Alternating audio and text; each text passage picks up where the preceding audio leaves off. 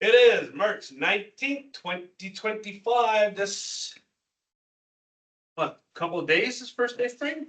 Yeah, Tomorrow. Tomorrow. Yeah, another solstice, right? Spring solstice is tomorrow. There you go. I love I it. think it's coming in.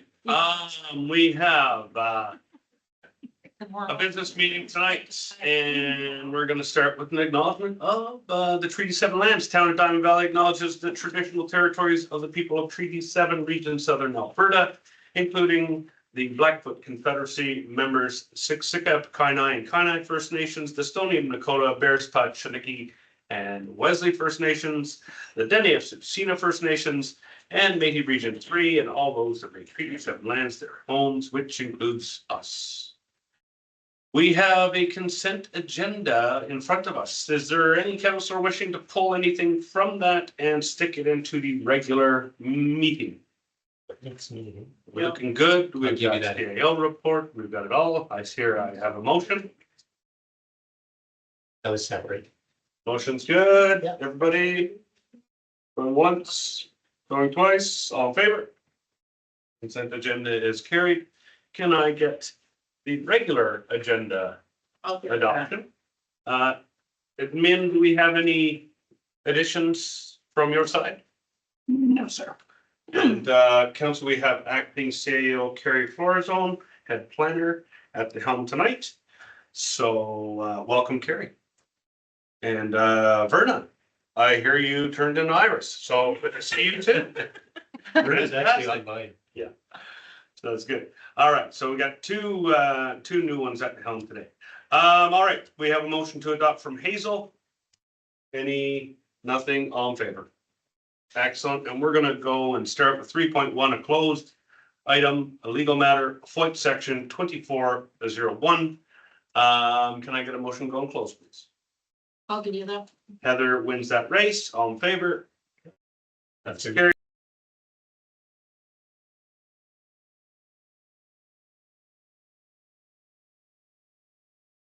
All right, ladies and gentlemen, we are going to reconvene our meeting at 6:03. I think that says 6:03. Indeed it is. We started our meeting today at 5:35-ish. We went into a closed session to discuss legal matter, FOIP section 2401. We came back out of closed session exactly at 6, which is the 3 minutes that you came in. And here we are now. We're going to get going. The agenda was adopted exactly as presented, no changes. So we will move on to 3.1. Sorry, no motions out of close, none for 5.1 question period. Question period is a 15-minute section of the council meeting that we give for questions from the public to council or administration for points of clarity or general inquiry. Did we receive any, Miss Carrie? No, sir. All right, we have Carrie Florazone, head planner, as acting CAO for the next 2 weeks. So Adam, our regular CAO is in Australia. God bless. I wouldn't be able to live there. I like it where big insects die and freeze to death. So Snakes. can't even do a garter steak. I scream like a girl. Okay. All right. Statutory hearings, we have none, right? Delegations, we do have 2. So we have the Oil Fields Curling Club, Mayor, Tim. Tim, just call it Tim. Tom and Tim, see? John and Bob, if you guys want to come up to the front here, do we need an extra seat? Yeah, just use that one. That's great. Just hit the red button, guys, and the floor is all yours. And the presentation will come up here on the, with a few attached points. Retreated. All right, There you go. I'll just introduce us here. Bob Jackson, with the club.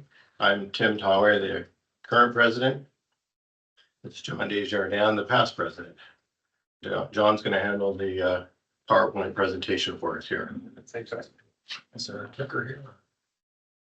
Just leave it like that and just talk. Okay. So we're here representing the Oil Fields Curling Club with regards to our lease agreement.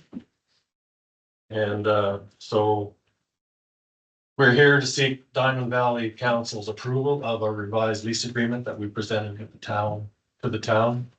between the town and the Oilfields Curling Club. We presently have a lease in place. Sorry, I guess slide 2. We presently have a lease in place. It was signed in 1998 and it's in force until 2086.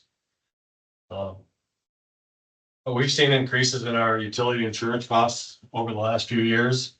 And there's a need to be thinking of some big capital expense changing or upgrading the ice plant.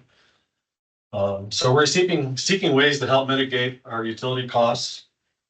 And we believe the proposed changes can help us save some of those costs. Slide 3. We have 100 years of curling in our community. The first game was said to have been curled on the ice here on the Sheep River. And then the first 3 sheep curling facility was built near the present day Legion. Not sure that they curled that same place until 59, but in 59, they moved into Black Diamond in the old bargain barn. Well, it was a bargain barn after the film. But anyway, I think it was, I'm not sure when it was when it was built, but they became the Turner Valley Oilfields Association and were incorporated as a nonprofit society. They curled there until about 92 or 93 when they had to leave the building, and they already had plans in place and in motion. Fundraising was in motion to build a new facility, again in Black Diamond, the current facility that we're in. And in 96, they moved into the facility and started curling the 96-97 season there. It became the Oilfields Curling Club. The TVOCA, the Turner Valley Oilfields Curling Association, changed the name to the Oilfields Curling Club back in 2003, but kept the same nonprofit numbers and stuff like that. So 1926, or 2026 and 2027 will be our 100th year. We hope to be able to celebrate that in some fashion. So we're on to slide 4. So since COVID, our membership has been slowly growing. We've gone from about 110 or 15 right after COVID. And now this year we're at 162 or 3. Maybe 165. We have a pretty good, about 50-50 between seniors and adult members. And we're seeing a steady increase in both sides. Our juniors have been holding the course. We have a very dedicated set of juniors here this year. And they're a lot of fun to be coaching and getting up. One of the important stats that we've done is with all the league play practice for Bonspiels, high schools, high school and public school rentals during the week and other rentals. We have over 5,000 player outings this season. So our members in the club welcome and enjoy the smaller club environment. It's more welcoming and everybody kind of knows everybody when we go there, and there are some serious curlers, but the games really don't get that serious. So it's mostly pretty much fun curling. People that are moving to the area, and there's a few people moving to the Black Diamond and Diamond Valley area. Sorry. But and some of our new members count the Oilfields Curling Club as one of the drawing cards when they come. We've had a number of new members lately that's one of the main reasons they're here. So who's the 53%? 55. Well, it's kind of red. I'm not sure. Foothill, Diamond Valley. That's Diamond Valley area. 55 Diamond. 75% is Diamond Valley. So the other 45% is from the surrounding area.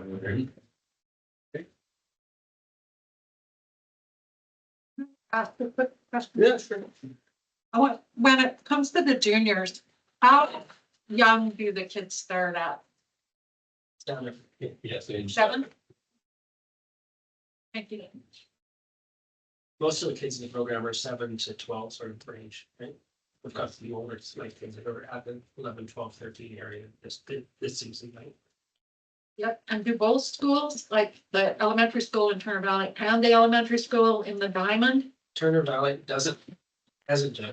McLaren for the last several years, the first week of March has used the club all week long for six days actually, Monday through Monday, right? And they did it again this year. And then the high school used it before Christmas for a week and after Christmas for a week as well. The high school has been doing this for years, no, for probably at least 10, 15 years.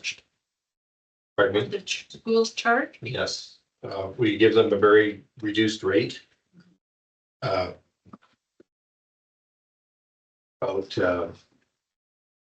well under 50% of the going rate for the ice time.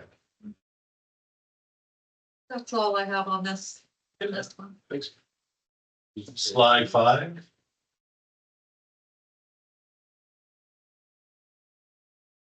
So construction of our building, Oilfields Curling Club built and operated the club and has operated for the past 30 years since it's been built. The construction of our building was opened in 1996, was planned, managed, and financed by OCC volunteers. Over $700,000 is raised to build the facility. The club has continued to upgrade the facility by raising more than $1.5 million over those 30 years for improvements such as LED lighting, new arena plant floor, new arena floor, some plant upgrades. And this past summer, we renovated our lounge area with help from federal New Horizons grant, and a donation from the Foothills Lions Club. And we thank the Lions Club for that. They've always been a good supporter. We also completed the ice plant safety upgrades last summer. We were given a deadline in May to get them done, or we couldn't curl in the fall. We were able to plan the upgrades, get quotes, hire the contractors, and we're able to open for the 24-25 season this season and beyond. So cost of the upgrades was about $65,000, and thanks to council last year for giving us a grant of $30,000 to meet those costs. OCC volunteers also pitched in to complete the tasks that we couldn't do ourselves. So we always have a good volunteer base to choose from when we need help or want help.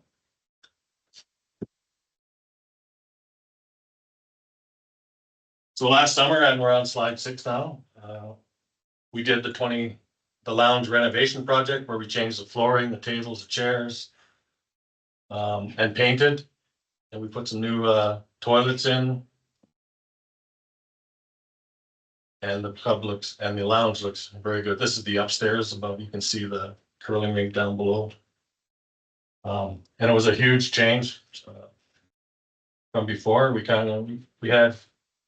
It was a little bit darker in there before with the rugs, so now it's nice and clean and open and airy. So again, this was done with 40+ OCC volunteers over the summer doing the bulk of the work. And this area was built by curling club members about 5 years after the new facility opened. This was just there were no windows along the side there that you can see. There are no viewing windows. It was just a big slab of cement up there with a railing. And so our heaters on the ice were heating up this area. So you can see the work that was done back then by, again, volunteers of the curling club.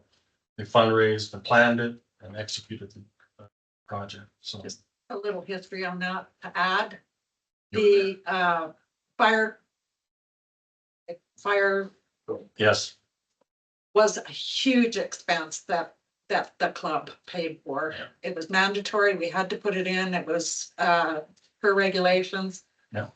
So that also was upgraded to meet regulations, safety regulations, and the club fundraised for that and got it in. there's some fancy, nice spray nozzles right on the windows there. You can see them. At least they're a challenge to decorate anyhow. On to page 7. So over the years, our building has been well maintained by the OCC. I think we've done a good job of managing the maintenance of the building, all at our own cost. The roof, we inspect annually and make any required repairs, tighten some screws and patch some leaks. We did have some help last summer fixing a leak around one of the vents from the town of Diamond Valley. The ice plant, we contract with ice plant specialists to perform required inspections and servicing, including startups in the fall and shutdown in the spring. Building systems, the fire suppression, the electrical, mechanical, heating and plumbing, and all required inspections, maintenance and upgrades have been done and kept up to date.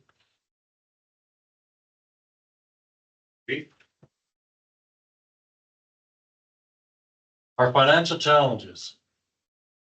Our operating costs have increased significantly over the past few years. We try to keep our curling fees affordable and competitive with other clubs in the area to maintain and grow our membership. We no longer contract a club manager. We operate with volunteers to reduce our costs. We need to build a capital reserve fund to allow us to overhaul or replace the aging ice plant. And our operating cost realities make it impossible to build a savings fund. We get grants and stuff, but we use the grants, especially the casinos, for basic operating throughout the year and basically lasts 2 or 3 years until we get a new casino, whatever that is. So we're on slide 9 now, the town of Diamond Valley discussions. So we started meeting with the town just before amalgamation, but in earnest after amalgamation with the town administration. And the communications has been positive and good. Both sides want to have the sport of curling as a part of the recreational offerings to the area's residents. These discussions led to the paving of the parking lot, and as mentioned, it's been a years old discussion point between the town and the club. And there was a grant for the 2023 Alberta Summer Games that was used to pave the parking lot, and that's been a great improvement for us. For both the arena and the curling club, the arena uses it a lot. The high school uses it when they have. It's a needed parking lot. So we're very happy about that, and thanks to the town for identifying the grant and going ahead with that. The town administration was amenable to our efforts to meet the provincial regulation safety standards that were handed down to us last May. And this allowed us to complete the work and open for this season. Council did agree to further to add to the $30,000. He did agree to pay the building insurance costs for 2024 and cover some of the off-season utility costs, and we thank you for that. We'd also like to thank Craig Beaton and his team and Monique LeBlanc for their efforts to help us find ways to reduce club costs and just to talk to us. 10, the proposed lease amendments to the existing lease. We will continue to operate under the terms of the existing lease with the following revisions. Town of Diamond Valley will provide and pay for insurance on the building. Diamond Valley will provide and pay for inspections and any servicing of the fire suppression system. They aren't. The two between the arena and the club, I believe, are kind of interconnected. Diamond Valley will pay for any utility costs from April 1st to September 30th when the club is closed or our off season. The costs include water, natural gas, and electricity. Diamond Valley will provide assistance with minor maintenance requests when you have the capability. OCC will continue to have control and care of the curling facility throughout the entire year. OCC, the curling club, will retain control and care of all revenues generated by the operation of our curling facility. OCC agrees to increase our comprehensive general liability, which is presently at 2 million. If these lease agreements are accepted, this will increase our operating expenses. But it is our plan to upgrade that liability insurance anyway on the recommendation from several insurance companies.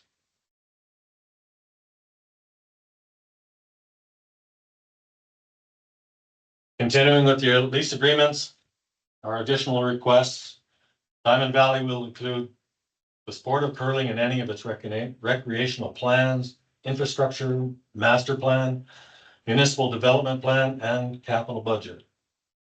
Diamond Valley will consult with OCC regarding any grant or funding opportunities that may be beneficial to the sport of curling in the town of Diamond Valley.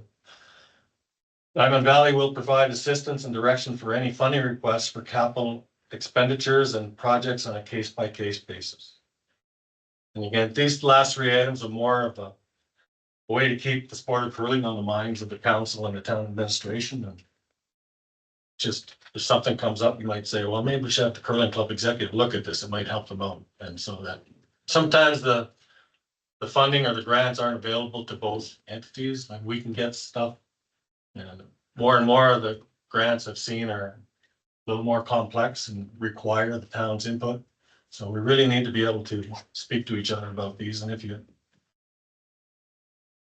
in a day-to-day acquisition of grant monies, then you may see something that the curling club could make use of. So that's basically what those three are on. And slide 12. Our ice plant has a scheduled replacement of components over the next 2 to 10 years. We will be completing an assessment of our options to understand the best long-term strategy for the club, to estimate the cost to complete the overhaul replacement and identify any grants that might be available to cover part of that cost. Nice to get it all. We expect that the club will again have to find a way to raise the bulk of the funds for this project. And we would like to share our findings and plans with the town staff and council and ask you to offer whatever assistance you can. One more page. The summary. Oilfields Curling Club has been a very good steward of our facility and curling in general in the Foothills region. Our club members have managed the operation of the club and maintenance of our building for the last 30 years at no cost to the town. We feel that we are in the best position to continue to manage the club and to do so while minimizing demands on the town. These amendments to our lease will lower the operating costs to the club by $15,000 to $20,000 a year and position the club financially for the ice plant project. Net cost to the town is very small when compared to the subsidies for other parks and recreational venues in the town. OCC's goal is to remain a recreational offering to the area's present and future residents. We believe these amendments to the original lease will help us attain that goal. I just want to point out that, well, you've already seen the breakdown of the different communities we serve, but I thought it was important to mention that we do serve Diamond Valley, Foothills, the county of Foothills or Foothills County, Okotoks, Millerville, Longview, High River, Curtis, and Nanton. And many of our long-time members are from Longview and Okotoks. We've actually had some from Calgary for a few years coming out every Friday. So with that, I thank you for taking the time, and Tim would have a little summary to go over. Thanks, John. Yeah, I just have a couple of things, and most of it is covered in here. They're just points I want to stress. And in fact, I think pretty much everything is I'm just gonna go over it.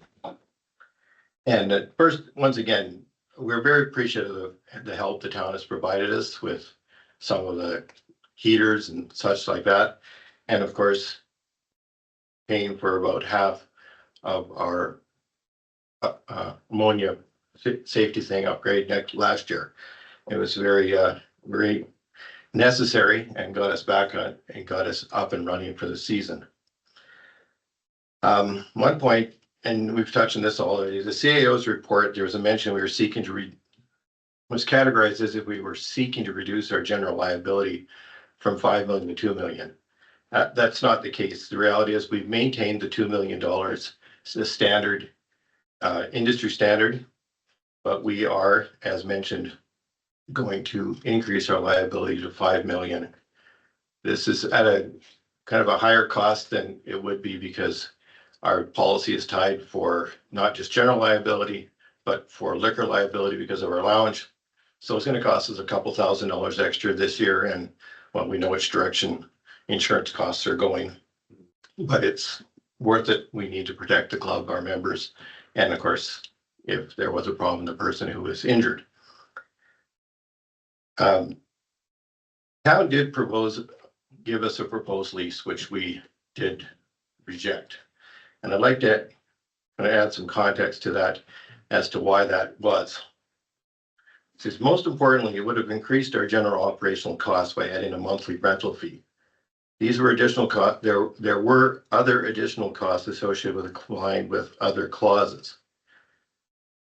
We do struggle to understand the justification of wanting to charge the club an increased lease fee or a rental, which is contrary to the stated goal of the entire exercise, which is to save us some money, reduce our costs, and allow us to continue our operation under the. Yes, our club raised the money, we did the work, we built the building and club. We maintained and upgraded the building for the last 30 years at virtually no cost to the town. And we do understand that the town looked at leases from other clubs and like Okotoks, High River, and Anton, but their situations are very different because all of them, the clubs were built by the towns, and they also, in certain cases like Okotoks and High River, they're actually attached to the arena. There's a lot of shared ice plant and all that kind of stuff. So it's a completely different situation. And the other thing we noticed is it took away our decision-making abilities and our ability to react quickly to problems. So to illustrate, our ammonia detection upgrade last year would have taken up to 2 years if managed by the council. And well, the town, yes, sorry. Anyways, okay. So during those 2 years, the curling club would have been closed. We were able to complete the project in under 3 months. And before we even came to council, we had contractors, we had prices, we had everything. All we needed was the money. So I appreciate the town has these necessary guidelines. There are a lot of our legal reasons that you have to have a certain number of bids and go through the process. This is something that we can kind of do on our own and bring that information to you without going through that process. And so it's very important to us that we keep our club in a situation where we can react quickly and keep the club open. If we were to ever close for more than a couple of months, we were to lose a whole season, and especially if we lost 2 seasons, we would lose the vast majority of our members. So what we're looking to do here is to move to a more shared relationship with the town regarding maintenance and upgrades to the building, and do so in a way that best utilizes each of our abilities. So we can identify, we understand our building, we understand the problems, we can come to the town and hopefully utilize some of the town's resources to quickly fix and keep going.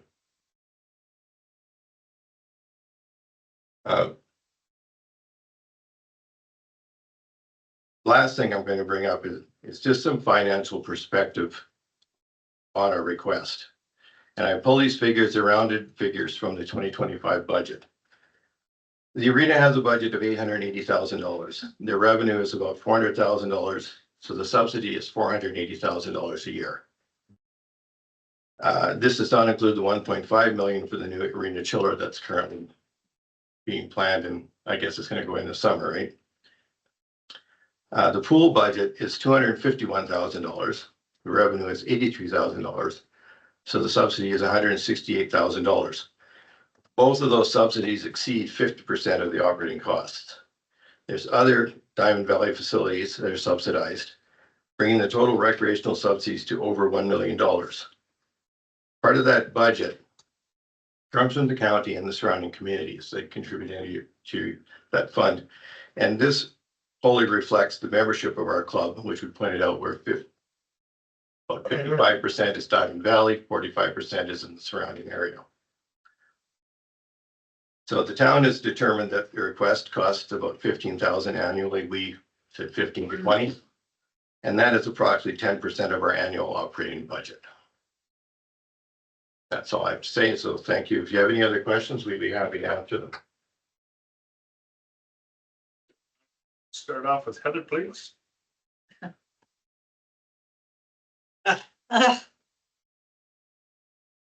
Well, I'd like to bring my thoughts up when we go to the RFP process. Questions in here? Nope. Yeah, I have a question. Is there any way that you can, I appreciate you trying to show all the different communities, but Foothills County encompasses Millerville and many residents that live in Pritis and many residents that say they live in Longview might live actually in the county. It's actually important to us to know because we cost share on some things. We're just in negotiations now with the county on recreation and what they use, like our arenas and our pools. And I know curling will come up, but we would need to know residents actually living in like what's considered municipally as Foothills County. We can do that. We've Yeah. provided it to the town before. Have you? Okay, yeah, for sure. For the last couple of years, stats. Yep. Would be great. Okay, that's my question. Okay. Oh, I did have one question. I'll let someone else have. Go ahead. A lot of curling clubs are turning to pickleball in the off season. I know you guys have sand. You don't have. I don't even know what the cost is. Has anybody ever looked at that or thought of that as an option, or is it a Probably no over $1 million. for concrete slab? Yeah. Oh. It's,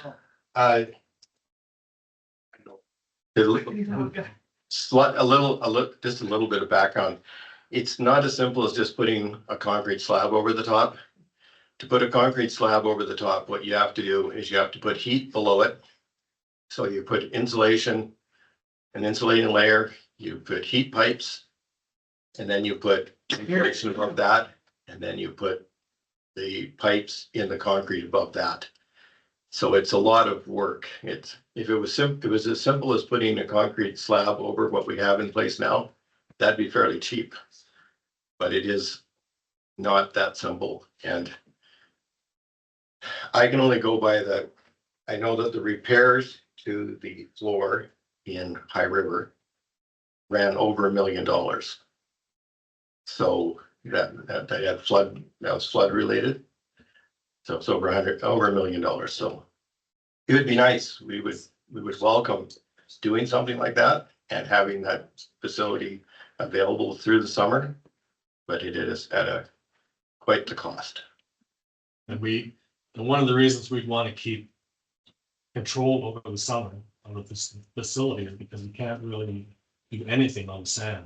You might puncture, it's too easy to puncture the pipes that are underneath the pyramid brine. Right? And so if you put down plywood and thought that might be a good plan, you might get somebody who decides to drill something to the floor and all of a sudden you've got a leak that we don't know about. So it's kind of impossible to use the sand base that we have now for anything other than curling. So, yeah, So it would be we're not gonna get an extensive daycare sand pit for the kids at that point. That's not a revenue stream we're gonna entertain. no. Cat litter box. Yeah, I know a couple of ladies, got a few cats. Hazel. Yeah, my questions. I just say thanks for the presentation. I can't help but agree with you on the bureaucrat versus the volunteer, you know, like Churchill said it. You know, volunteers are gonna win this war, and it's true. With so many things that we do today, like without volunteer strength, we're strapped. So thank you for doing that. As you know, we can do 10 times more with less bureaucracy as volunteer.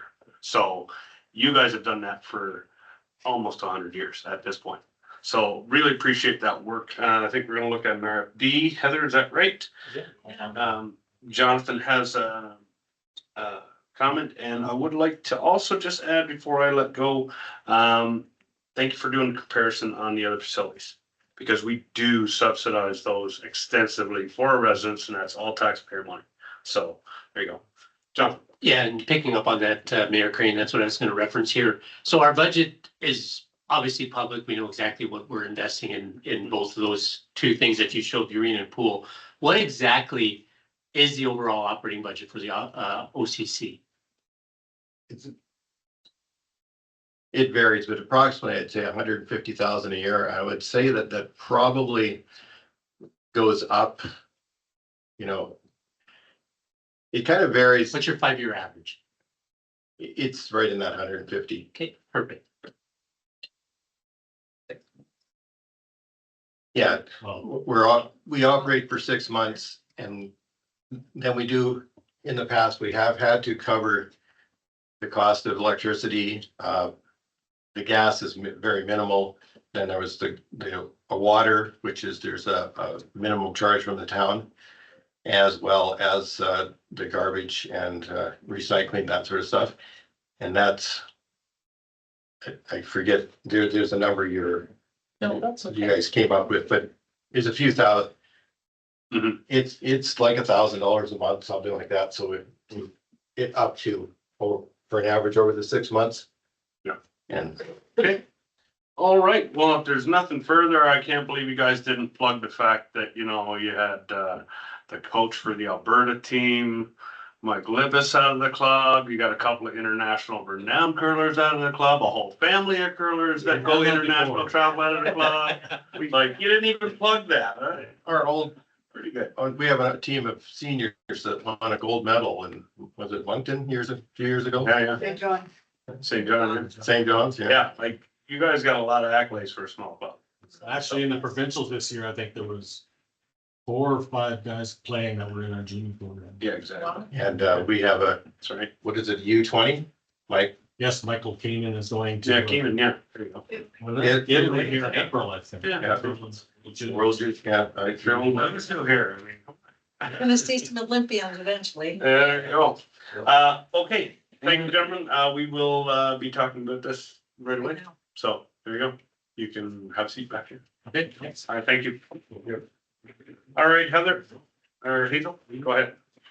Can I just ask a question on option 2? We're missing D, and should that include insurance? Yeah, option 2. There's no board here. No D. D. There's no D and there's no insurance in there. Was it just a miss? Because I wouldn't want, We think so. okay, yeah, We hope so. yeah, because we can't miss that. Noted. That's our- Minik is also under the weather today and is online. But I think that was maybe a copy paste. Yeah. So could we include on option 2, insurance to be absorbed by the town of Diamond Valley as part of the asset inventory cost? So a friendly amendment?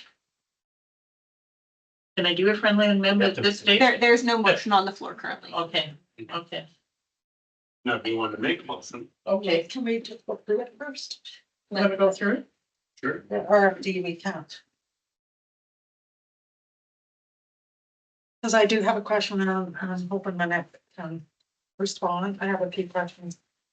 So we've got on this resource financial impacts.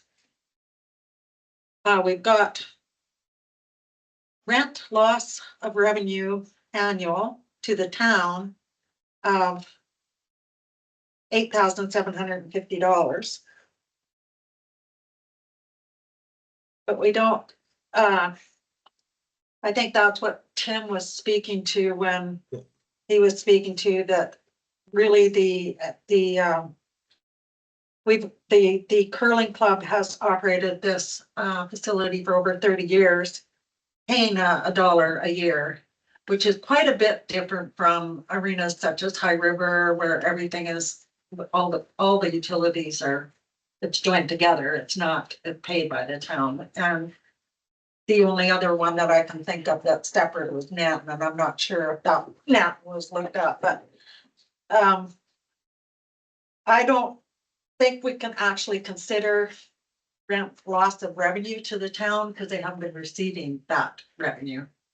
So, that was one of my things, and I did have a question, the 5 million going down to the 2 million, and I'm kind of going, what? And so it is not that, that was corrected. I also have a question regarding what the value of the building is, replacement value versus assessment. I understand that the assessment value is approximately 4 million. And I would suggest that it would cost a lot more to replace that building as it sits now with the renovations and the upgrades that have happened over the course of the years. So I would kind of look to Monique to answer that one through the CAO, if possible. You know what? Certainly, if I may. Can everybody hear me? Yes, Go ahead. Thank you for the opportunity. I'm very sorry that I can't be there in person. So a couple of things. On the first one was with regard to the rent. This was just an option that had been discussed and rejected as the club had membership or executive had mentioned. It was something that initially was an opportunity for the town to be able to obtain some revenue to be able to offset some of the costs. However, this was not part of the original agreement. It would be something that would be a new agreement, not an amended agreement. The other portion, as far as the general liability, was advice that we had received from our insurance company.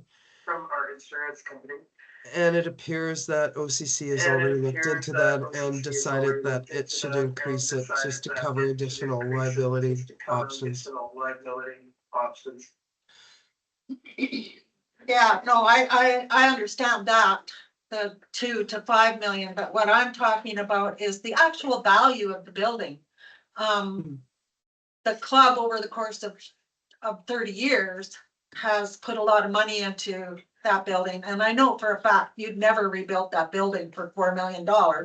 So the town actually owns a building that's worth a lot more money than $4 million.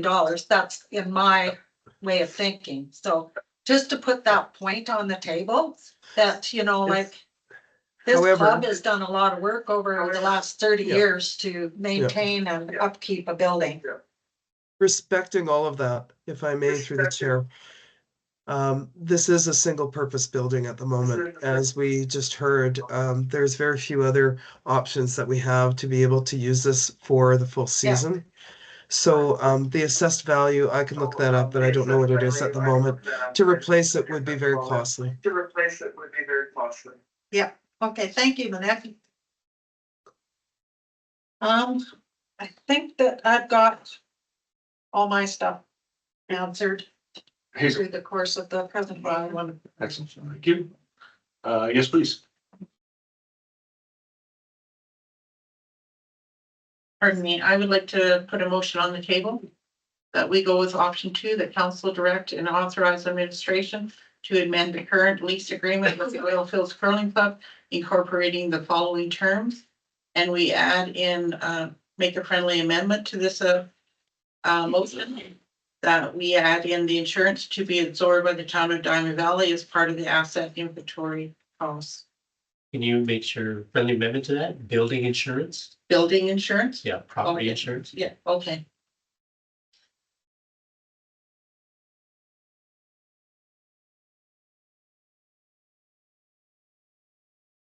Okay, we have a motion on the floor. Cindy. Just want to clarify, so option 2 has the town absorbing the cost of utilities. Does that mean all, and but then it also says seasonal rate to be applied. Does that mean all of the utilities because that is very different than the off-season utilities. Yeah, friendly amendment. Yeah. I think that, I don't Chair, know. that would be a 6-month seasonal rate. Yeah. Yeah, so it's, so wouldn't it be the same as C under option 1? Well, the second C. So it'd be- Yeah. Okay, Sorry, It should I have, have, it should have April and August.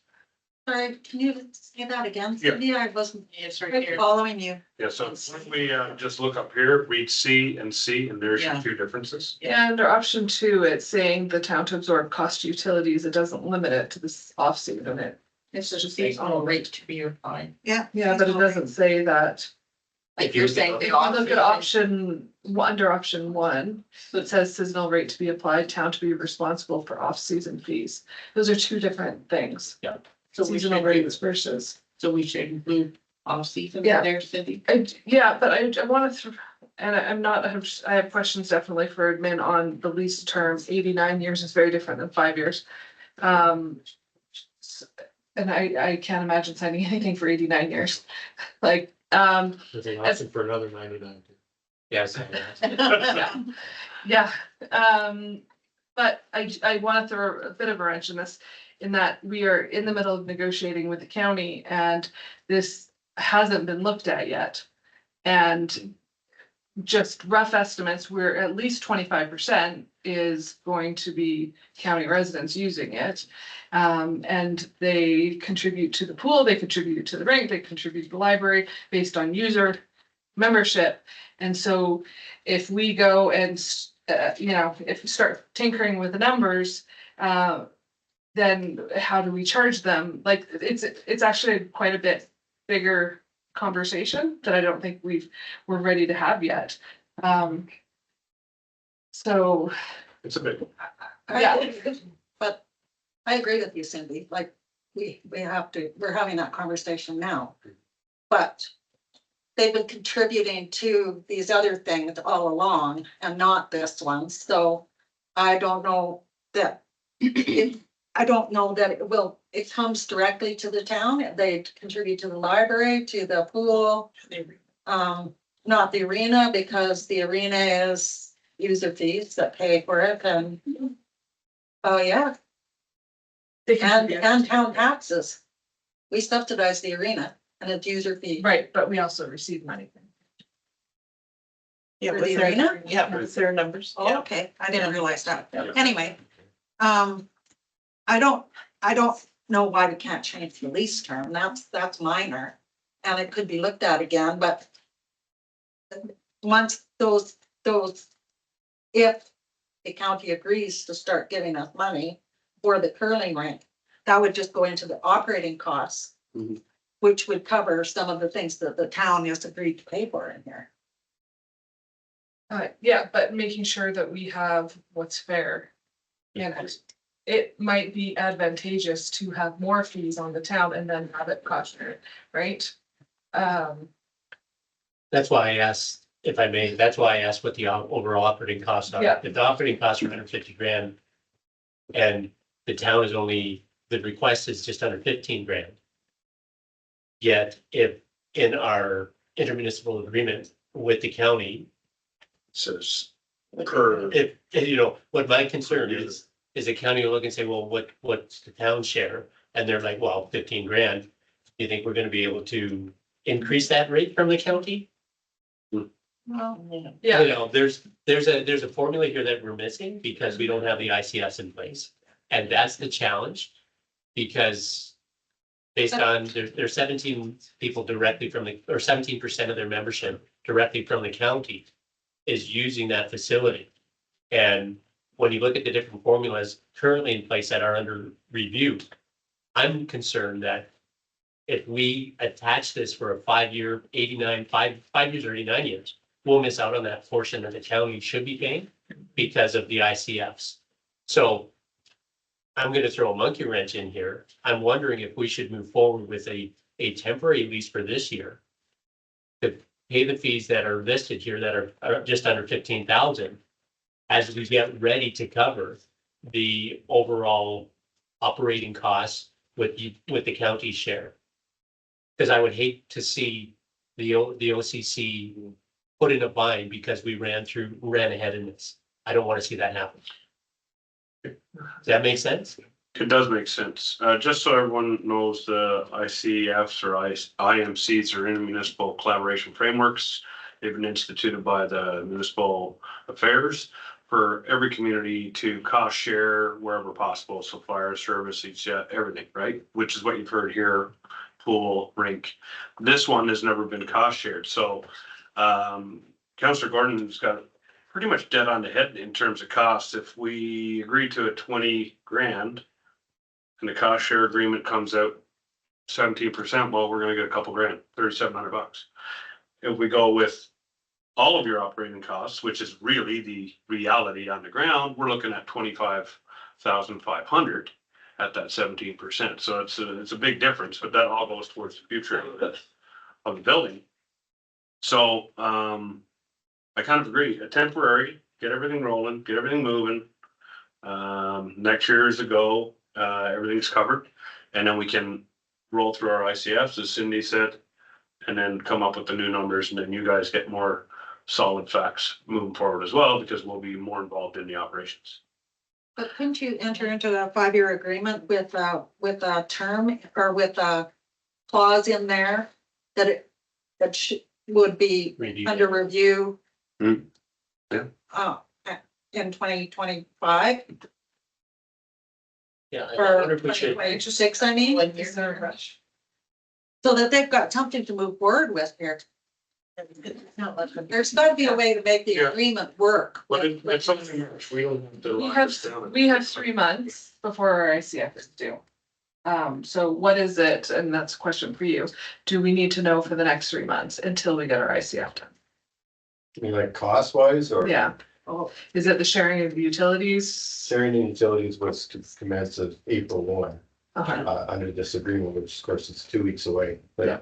The insurance, which is already, the insurance has already come forward. It's sort of, that's It's there. sort of a retroactive thing Mhm. to cover the insurance currently. Yep. Don't you think? Yep. easy. As for lease, you talk about this, like, I agree the fact that, you know, another 80 years or 70 years or whatever would be, it is a little bit ridiculous. It's one of the first things I brought up is that there was nothing in the original lease agreement to renegotiate or even discuss that. Yeah. So something like a 5-year rollover where at least we get together and say, is this still working?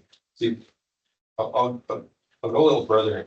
When once we replace our ice plant, we are in really, really good shape there. I mean, the building is in good shape, minor, continuing of maintenance on the roof, that sort of stuff. Yeah. But we're in really good shape. And once the ice plant has been taken care of, the club would be in a much better position to absorb some of these costs back in or build a fund for the next project, that sort of thing. Yep. And the terms could be renegotiated. Go ahead, Jonathan. So couple of points here. We have clarified the town owns the building, correct? Even though, and I know there was some question whether or not they did, but my understanding is the town owns the building, correct? We are of that opinion that if you want it, you can have it. Okay, so the reason I'm getting that clarified, sir, is because of the need to make sure that we have a proper agreement in place with the county through these ICFs. I want to make sure that all of the assets are well recognized, and if it's a town asset, the challenge will be for us to have capital recovery. That's unlikely to happen, but at least operating costs will be. Now, I know it's a unique situation where you as a curling club are the sole tenant, so to speak, sole user of that facility.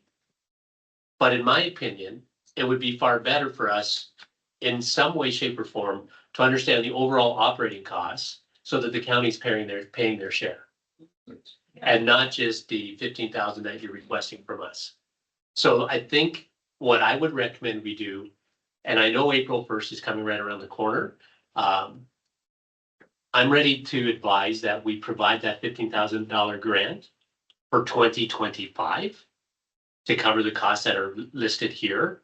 And then for us to really kind of just hold the reins a little bit to find out exactly how we can incorporate the entire OCC's operating costs in the agreement moving forward with the county. That's what I'd like to see, even though you're just the sole tenant. That would be my advice, council. Makes sense to me. So it would be all of this. It would be the 14,856, whatever it is. I think that's because April 1st is 2.5 weeks away. To point out, those numbers, I think, were based on 2023 numbers. They're not an exact number. Numbers do vary based on I understand. electricity costs, usage, that sort of thing. So I think if we move forward for 15,000 this year, it gives us an option. Obviously, we can come back for more. If the receipts show that there's more needed, then I think we can understand that. But I'm really concerned, council, that we're missing an opportunity for a town asset with its overall operating costs to reflect in the municipal or regional agreement with the county.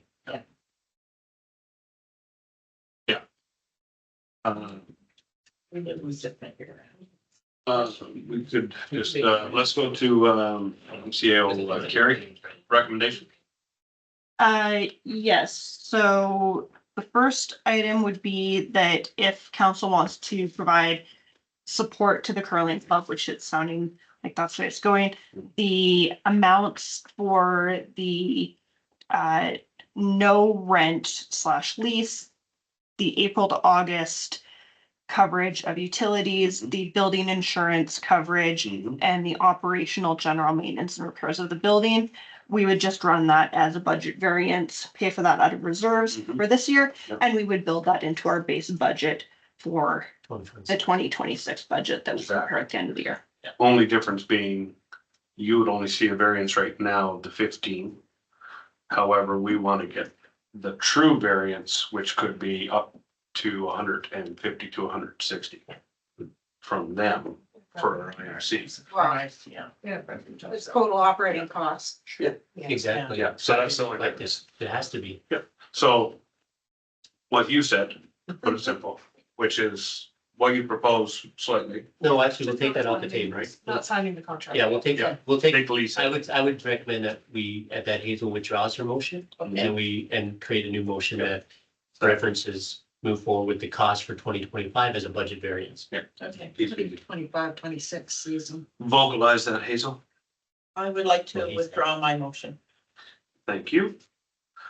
Vocalize what you said again, Carrie.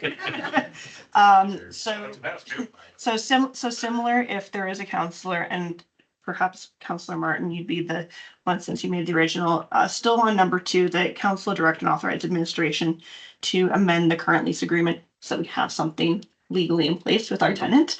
That would be my recommendation with the Oilfields Curling Club, incorporating and you'll need to specify the lease term because I'm not going to read your mind. That the season rental term is from September 1st to March 30th.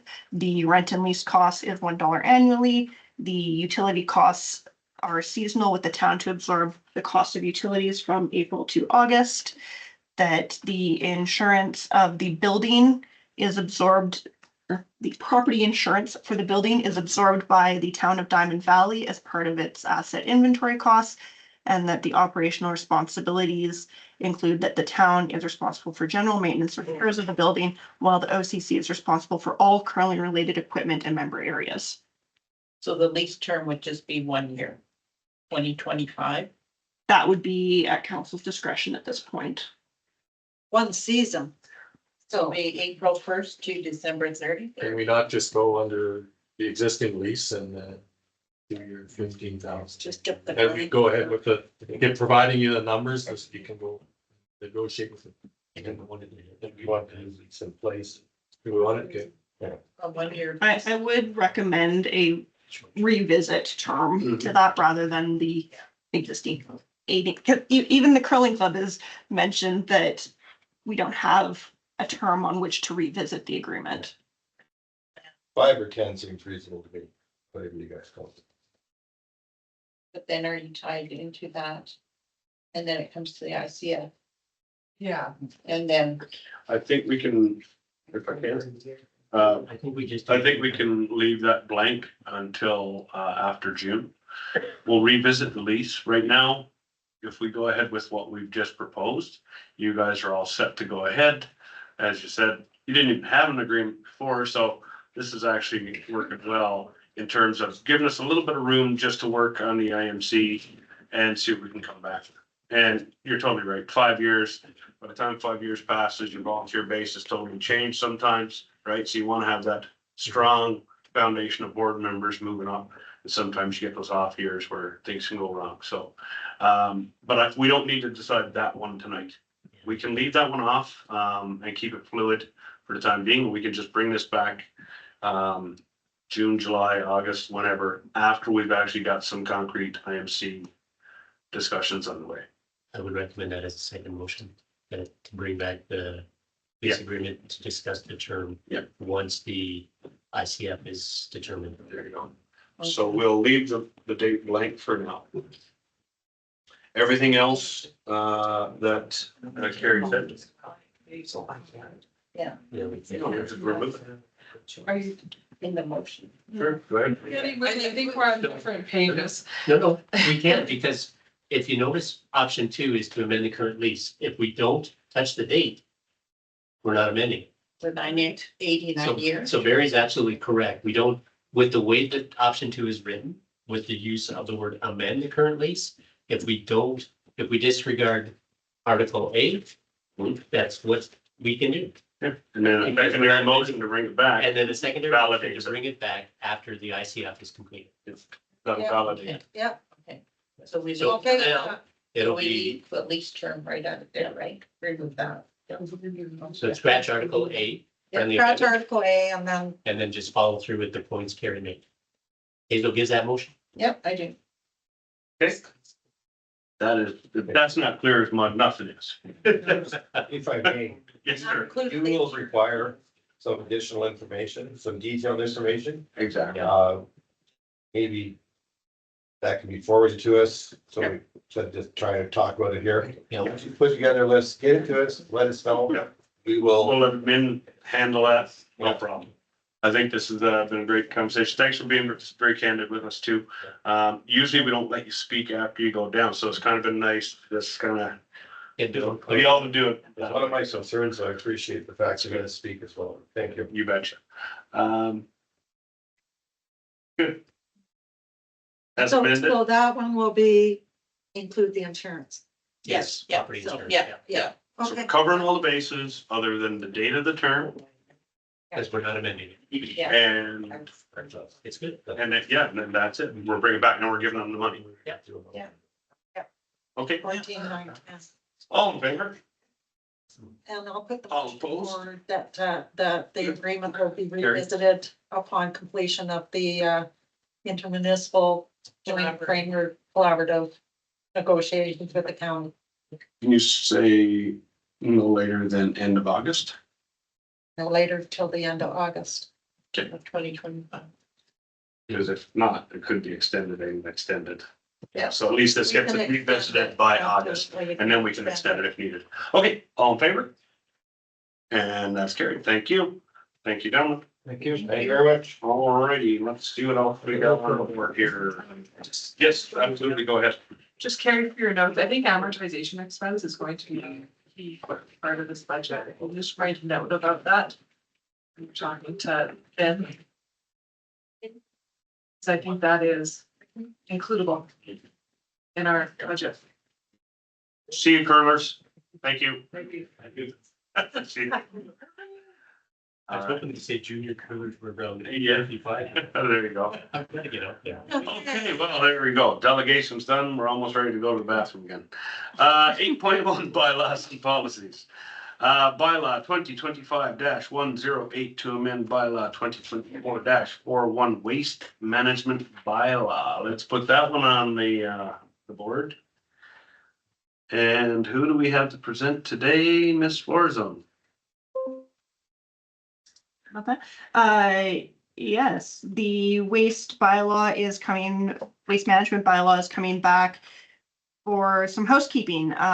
We're going to align some rates, do bi-weekly garbage pickup, Recycling moves to the jurisdiction of the province in accordance with their requirements. There is some stuff about billing errors in there. So they will, the customers identified that were underbilled will not be retroactively billed.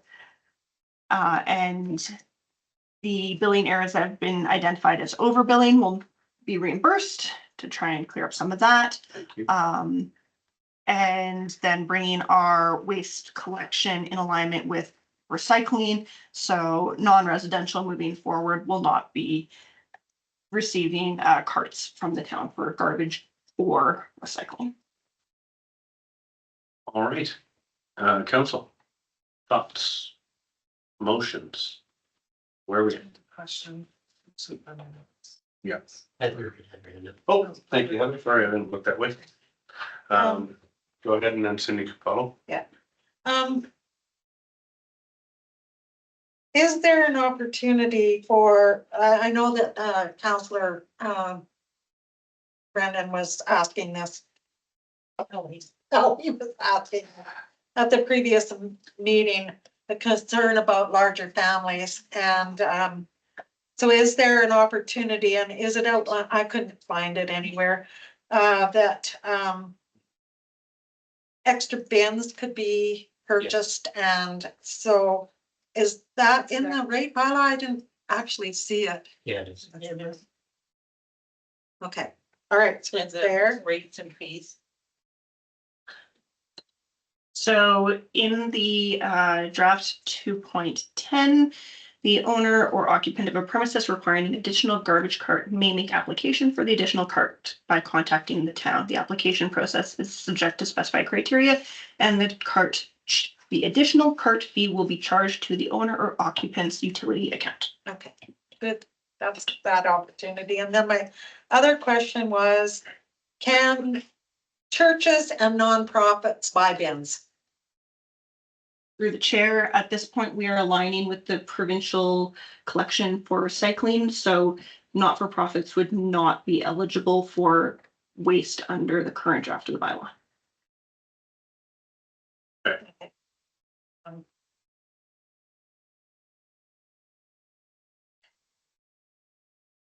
Okay, I think that was my only questions.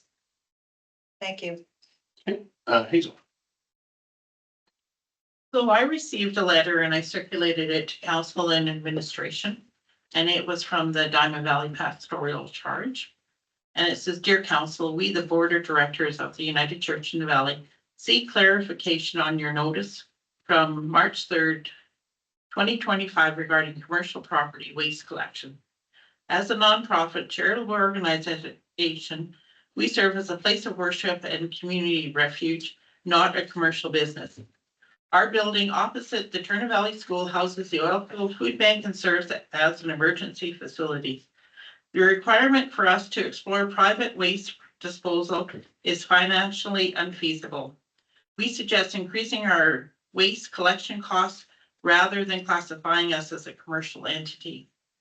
Now, we strongly believe that community-oriented organizations such as ours play a vital role in the well-being of Diamond Valley and should not be categorized alongside commercial enterprises. Our activities and services are driven by a mission to support and uplift the community, not by profit. We kindly request that council to reconsider the classification of our property and the waste collection policy applied to it. By doing so, the council would not only be supporting an essential community service, but also demonstrating a commitment to the well-being of all residents. Thank you for your attention to this matter. We look forward to your response and a resolution that acknowledges the unique nature of our community services. So my question is, under the bylaw, they are identified under the definitions as an institutional premise, that's seniors and churches. An institutional premise in my mind is a hospital, a school, a care facility, not a church or seniors group.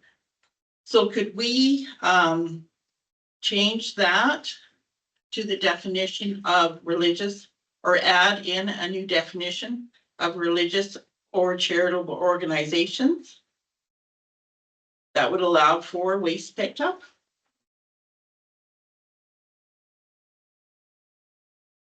You want to hit it? Sure. Look at me, just back there, like, let me out, let me out. So, regardless of how we were to change the wording in the bylaw, the province will not be doing recycling pickup for nonprofit. We're not talking about recycling. So when we discussed, aligning garbage is that if we have nonprofits or commercial that opt not to get private recycling, then where's the recycling going? If it goes in the waste, then they're breaking the bylaw. So we just opted to align with the provincial regulations. So it's just gonna be residential only. Correct. Okay. So now this is my second question, may I ask? Will the garbage and recycling bins currently used by the senior center and churches be collected and added to the town's inventory? Or will the groups be able to keep them similar to what the town of Okotoks is doing? I believe they're being picked up, but I can confirm with Craig. Okay, because I understand the town of Okotoks is allowing the Okotoks United Church to keep their bins. All three of their bins. Okay. Yeah, I mean, the letter we sent out that all carts were gonna be collected. So they're requesting to keep the carts. Yeah, no, I'm just asking, Okotoks is allowing them to do that. yeah. Okay. So I just want to, because if Okotoks is doing that, I'd like to see that. They're the changing. thing. I'm sorry, Karen. Yeah, if I may through the chair, so my understanding of Okotoks is that they're changing the size of their carts. Yeah, So here our standardized pickup would stay with the same cart size, so we would be able to repurpose those carts to elsewhere, which.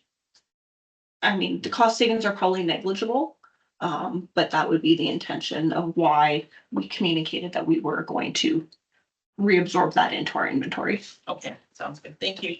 Yeah, we have carts that are just massive, which is good, because we don't have to readdress the size. We will see some struggles, there's no question there. For 2 weeks, my family will definitely struggle with 2 teenagers. I'd imagine you with 4. Also gonna have a hard At go. least every other week, so we go to meets all the time. My problem's when I have to go a month. That's what's gonna be the problem, because I forgot. There you go, you got some comments and I have some too. Right, so I do wonder about, so we have section 10 that's labeled commercial waste, but it's not just commercial waste, it's multi-residential, industrial, commercial, all of those things. So I'm just wondering if we could change that heading to non-residential waste, or if there's a reason. Commercial. So it makes it easier for people when they're reading the bylaw. So that's my one. Then under 13.9, it just going to, it talks about public sector premises, which we don't actually have a definition of public sector premises. It's actually, as Hazel alluded to, institutional is premises, what's defined. And that's what I think that they're trying to get at on this one. But I do have a concern about saying that they have to dispose of it at no more than 1 week apart. Because I know, like, my church, they have a big bin, and I'm sure it's not picked up every week, because I mean, it's like waste basket. Like, there's no way. Yeah. Yeah, at best. So if we're making them pay for pickup and then they're a very low user, they might be able to go longer and reduce their costs. So I don't know if there's a reason it was defined under 13.9 that they have to get it picked up every week, paying under a private.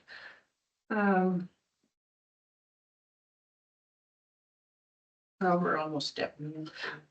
I guess I could understand for commercial or industrial properties or multi-residential, but it doesn't mention multi-residential here either. It's just that, that 13.9 is kind of getting. Go ahead, Karen. Through the chair, so the definition of commercial waste. We love definitions, does include the multi-residential as commercial, that's just part of the definition. Does it include, for the title heading is what you're, Yeah, so a commercial premise is any premise designated as commercial under the town's land use bylaw. And mixed use buildings that include uses such as commercial, so mixed use and will it include industrial? it's interesting that we don't have industrial as part of the definition. Yeah, we have industrial premises. But we have industrial premises, yeah. Yeah, but I'm just wondering for section 10. I have a question. Where does all the waste recycle and for the hockey arena and pool and who takes care of that waste? I believe they have a private pickup. Okay, and the Boys and Girls Club would be included in that. Yes. So they wouldn't be separate. Yeah, I don't know what the lease is written as. So if I could jump on. Right now, no questions pending right now for answers, right? Clarity, you're good. No, I think we need some clarity on that 1 week issue, Yeah, for sure. 13.9 and the whole public sector premise versus industrial, institutional, like the wording needs to be cleaned up, but I mean, this is just a one, is this the bylaw or? like, Yeah. We're gonna Yeah. do all 3 readings tonight? You can also amend it, so if you don't, through the chair, if you don't like the heading commercial waste for 10, you can ask for the bylaw in front of you to be amended to change that heading. My understanding, and again, Lisa, jump in if I'm getting this wrong, I believe that the institutional, commercial, industrial waste collection was once a week just to mitigate smell and nuisances yes. and animals and bugs and all of the lovely stuff that comes with potentially a lot of waste generation. So, all right, here's my question. I agree with Councillor Hazel. That, you know what, nonprofits should not have to have this battle. Like that church is a perfect example of something that it should have its garbage can. They have a little daycare, you run some garbage through there, it's not a big deal. They have a few events, not a big deal. So is the province institutionalizing this, or do we have the ability to write the bylaw to say churches are exempt? Yeah, so through the chair, the challenge, again, as Lisa pointed out, is the province will not be taking their recycling. And should they opt to not find a private recycling company to take those materials, where are they ending up? Right. In their garbage bin. They would then be in violation of our waste bylaw. Right. So we're trying to avoid setting them up for failure. I hear what you're saying. But who's gonna be the garbage police? Yeah. Us? and maybe those, 'Cause I, Churches that don't- most of my customers, I'll tell you what. I'm gonna let Heather go. and that's assuming that they wouldn't do their own recycling and take it to Okotoks or somewhere, and I would trust that the churches, et cetera, if they're made aware of, they would be in contravention of the bylaw if they don't deal with their recycling appropriately, churches or Senior groups. or seniors groups or whatever. I just don't agree with that we should be taking that service away from them. I would trust that those groups that are nonprofit, They would be law abiding. they would, yeah. Here. So that's where I'm leaning as an amendment. Lisa, thoughts on that? The bylaw will allow for it. Section 10.1, it's that have been deemed ineligible. So that section was not changed. If council directs administration to have garbage pickup at nonprofits, the bylaw will allow for that. Okay, good. Then I'm gonna make that motion to deem. Are we defining a nonprofit? Is it Blaine covered? Because I mean. You know what, if you're a nonprofit, you're a nonprofit. Yeah, Boys and Girls. Boys and Girls Club, nonprofit, right? Yeah, that's my point. Do we want to include them? Sure, they're nonprofit. The status is status as defined by the province. But they're in the arena, so they probably just, No, I meant separately, their own separate building. No, they're in the office upstairs. But I'm talking about their own separate building too, because if we make that change, they're considered an institutional premises right now as a daycare facility. Yeah, I'm totally. Which is their junior one, right? I'd let that move. Nonprofit's a nonprofit as defined by the province. Yeah. So that is what I would say. Nonprofit, Red Cross, churches are all nonprofit, Red Cross. you know, you have some churches like the Anglican Church is not very busy, whereas the United Church is pretty busy. The Catholic Church on the Diamond side is a fairly busy church and, you know, it services our community. They service our community. So I am in total agreement with that. Let's go to Cindy and then we'll vote. I would limit it to the one bin option, not that they could start buying more bins, because Yeah. I think we need to keep it reasonable. Yeah. Because then we know that recycling is less likely to be going in it, because they have to make it fit in one bin. Yep. So if you'd be happy with that amendment. Go with that. I accept that. Do we have, my next question is, do we need this in place before the next meeting? Is there a time limit on this, or can it come It's back? starting May first. We're gonna make the amendments. It's starting May first. You can give it first reading and then send it back for some changes and then have it brought back.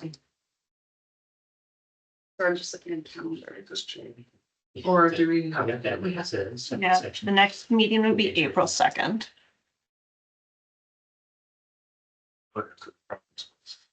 Right, May first. Okay, but while you're doing that, I'm gonna vote on the amendment. All in favor? Yeah, just wait, we gotta decide where it's going. And That's what's 10.1. If No, I could 'cause ask, We have to change the definition, it's institutional premises. Who that? Verna, Oh, go ahead, Vernon. I'm a little concerned about the wording that's gonna have to go in to amend section 10.1. So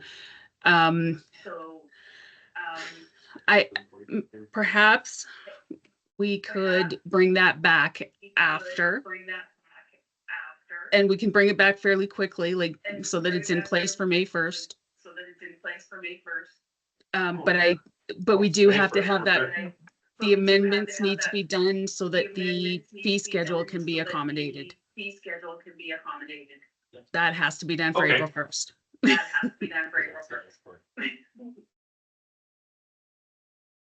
Okay, then we can definitely make that happen for April 2nd. First reading and then send it back. Yep. Yep, let's do that. All right, let's get a motion, or I have a motion. I'll withdraw that for the time being. Give us first reading, someone. I'll give you first reading. Councillor Holiday. Bylaw. It's gonna have a new number, 2024. 2020. Yeah, it's not. Yeah. Yeah, the council will give bylaw 2025-108, a bylaw to amend bylaw 2024-41, the waste management bylaw, first reading.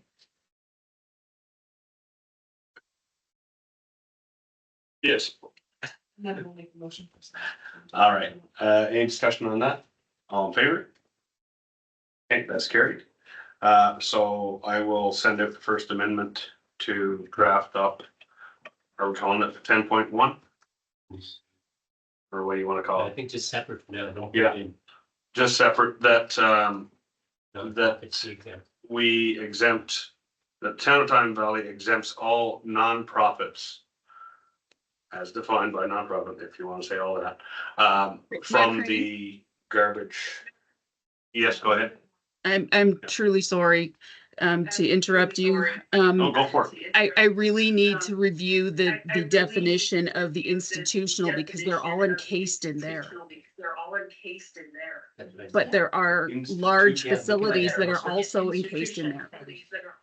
Yeah, there are large facilities in there. It's Like not an nursing easy homes. change, guys.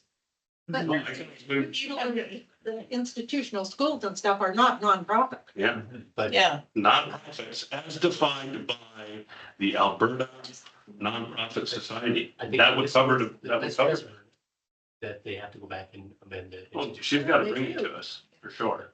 So we're asking them to do. So can I let's just make a motion that we review institutional premises, Versus. Yeah. If I may. and nonprofits. To bring. It's gotta be simple. It is, and Brett, give me a thumbs up or not. A potential motion could be that council direct administration to bring back revisions to bylaw 2025-108 to allow not-for-profits as defined by the Not-for-Profit Act. I don't know what it's actually called. To remove, to allow them to participate in the waste pickup. Simple like One that. bid, Yeah. One bid. one bid. Like- That's a great. As we always say, But we do still need to pass this yeah, as we bylaw always say, tonight. it's got the intent. Jonathan, No, I missed what she said. We were talking over. What did you just say? it's a great, Sorry. We still do, we still ask that we pass this bylaw tonight because we need to get the fee schedule out of the bylaw and into the rates and fees bylaw so that it is amended for April 1st when the fee schedule takes effect. The fee schedule takes effect April 1st. So we can make that amendment to second reading, Verna? So all of what you're asking Oh, we for just is found already out. not included in here.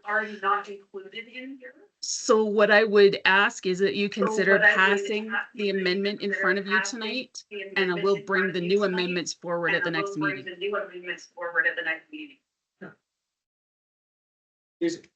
Pass the whole bylaw? Pass it as is So pass before we do it. 2025-108 tonight so that the revised bylaw is in effect so that we can get the revised fees in effect for April 1st. And then on April 2nd, we will come back to you with yet another amendment to Okay. the waste services. Oh, I'm gonna get the name of this wrong, the waste bylaw, to exempt or allow the not-for-profits to participate in garbage collection. Okay, she'll give yeah, them a new. if she's saying pass it, she's saying pass it now, Yeah. with the amendments. There's no public hearings. I don't know. Every time I go somewhere, it's a public hearing. It's just because I'm here. Okay. So, Verna, we've given first. We've now put forward an amending motion. Do you want us to pass that as Carrie vocalized it? No. You want that held. Pass 1, 2, 3. You'll bring that amendment. That way we can go forward with the schedule. Yes. And we'll jump on those amendments as quickly as we can. We'll try and have them for the next meeting if it's possible. All right. And we can let people know that we have amending motions. Yes. Yes, we understand what you're looking for and Okay. why you're looking for it, and we can push for it. Lovely. Okay. Thank you. Okay, second reading. We did. Be first, okay, that council give bylaw 2025-108 second reading. Thank you. Any discussion? Seeing none, all in favor? That council agreed to present bylaw 2025-108 for the third reading of this meeting. Thank you. All in favor? Excellent. Are we good now? No. Third and final, I will give bylaw 2025-108 third and final reading. Thank you.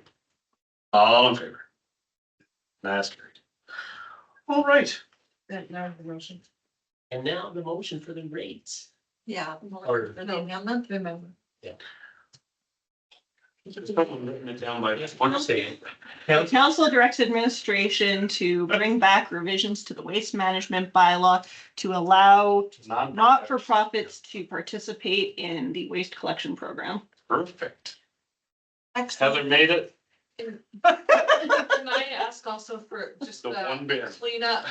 Oh, yeah, one bid. Yeah. And to just clean up this public sector premise, Definition. definitely like 13.9. Yep. And double check the title for 10. I'll accept your friendly amendment to my motion. Those are the two things I wanted. I just don't want someone reading a bylaw and saying, oh, that's a commercial section. I'm the multifamily, so I'm not gonna read it. I want them to know Hmm. where they look. Okay, Excellent. As amended, amendment accepted, all in favor? That's scary, thank you. Hey, that's one page done. Woohoo. We're getting to this tower, we're almost there. Bylaw 20, Did all three readings? yes, Yes. 4 even, Oh, no. Yeah, Yeah, we added the amendment. yeah. yeah. So the next Okay. one, let's just jump ahead.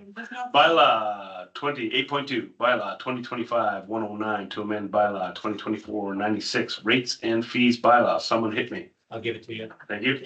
And just so the town is aware, all of the changes we've made, in essence, they actually bring forward a slight savings for residents with the provincial government now picking up recycling, with the reduction in our waste pickup from weekly to bi-weekly.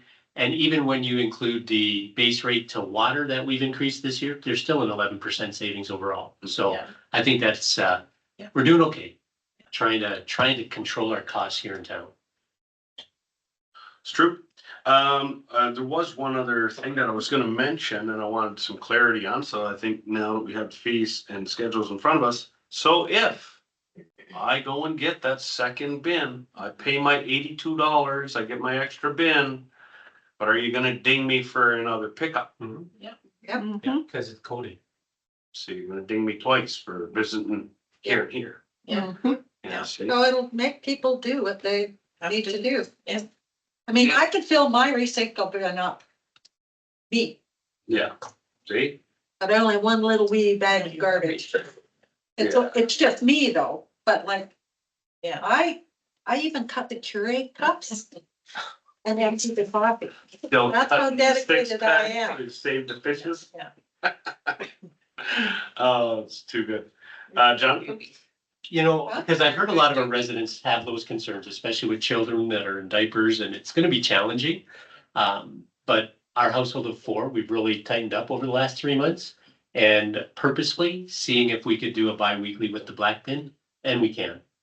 It's actually increased how much we put into the green bin. Yeah. And really, that's where we've seen the failure in our town, unfortunately, with the audits we've done in the last couple of summers, that the organics was not being utilized the way it should be. So residents, use those green bins, please. The main reason we have to focus on this as well, and maybe we need to message this, is the stress that we're putting on our landfill. It's not good. So it's better if we really tighten the strings now on our waste management, and we're hoping that this will be a good incentive. Well said. Heather? Yeah, thanks, Jonathan. That was really great. Yeah, my father-in-law used to say, he was a rancher farmer, and he used to say, you know what, God isn't making any more land. So if we keep covering it with garbage, that's not a great thing. So reducing what is going into the landfill is a wonderful thing. And one of the things that I should mention, because of the green bins, there's a lot of waste going down carburetors in our community as well. So, you know, like people complain about, why are we charging so more for, you know, doing the waste, sewage and stuff like that.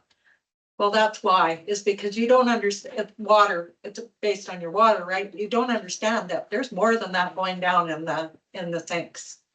And so, Good point. yeah, so it's just, lots of people just flush their toilet or put their carburetor on and they don't think, oh, well, that's extra.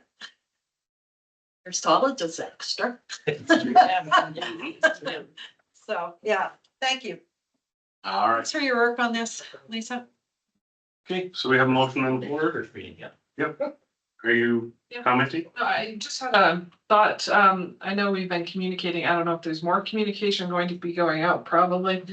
But I know I was in Banff the other weekend and they had like a sign with like the color chart of how much is actual garbage, how much is organics and everything. Like our waste, they made it really pretty and look cool, but I'm just wondering if, as we send out information over the next little, that we actually tell people what the result of that waste audit was and how much organics has been going to the landfill recently.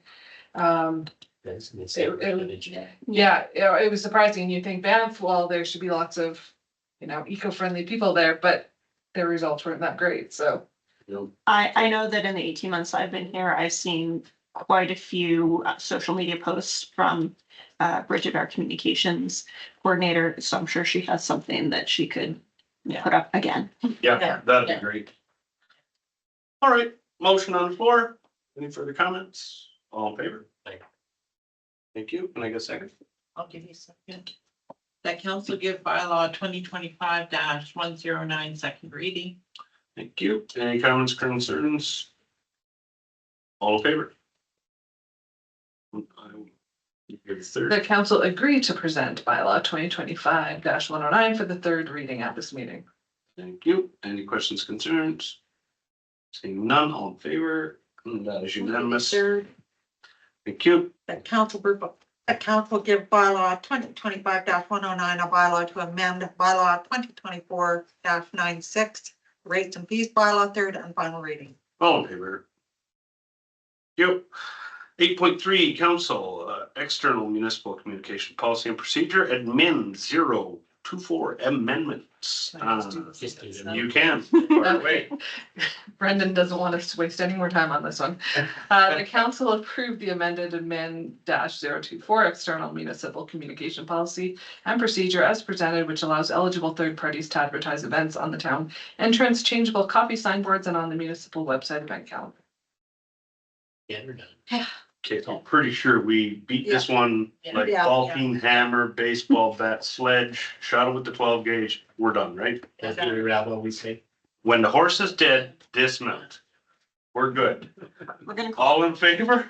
The fact that we were going through two bylaws, 3 readings today, Gary's. Yeah. Yeah. Yeah, he'd be rolling over, yeah. Okay, moving on. So that was a painless one. 8.4, telecommunications antenna system siting protocol council 028. Councilor Gordon. You know, I'm gonna start this off and make certain that our residents are fully aware of how thankful we are for their engagement over the last 2 weeks. Councillor Kelly put out a video Saturday morning, March 8th, I believe that is, if my math is correct, 5, 6, 7, 8, and over 7,000 views. And by the time that weekend was done, the proponent had received in excess of 120 emails and was already letting residents know that they would be planning on withdrawing that application.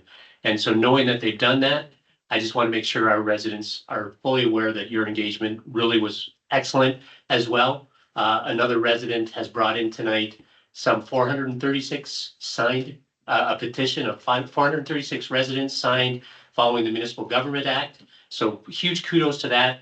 We thank you so much for your engagement, residents. It's great to have you involved. And thank you for watching the social media posts and getting engaged.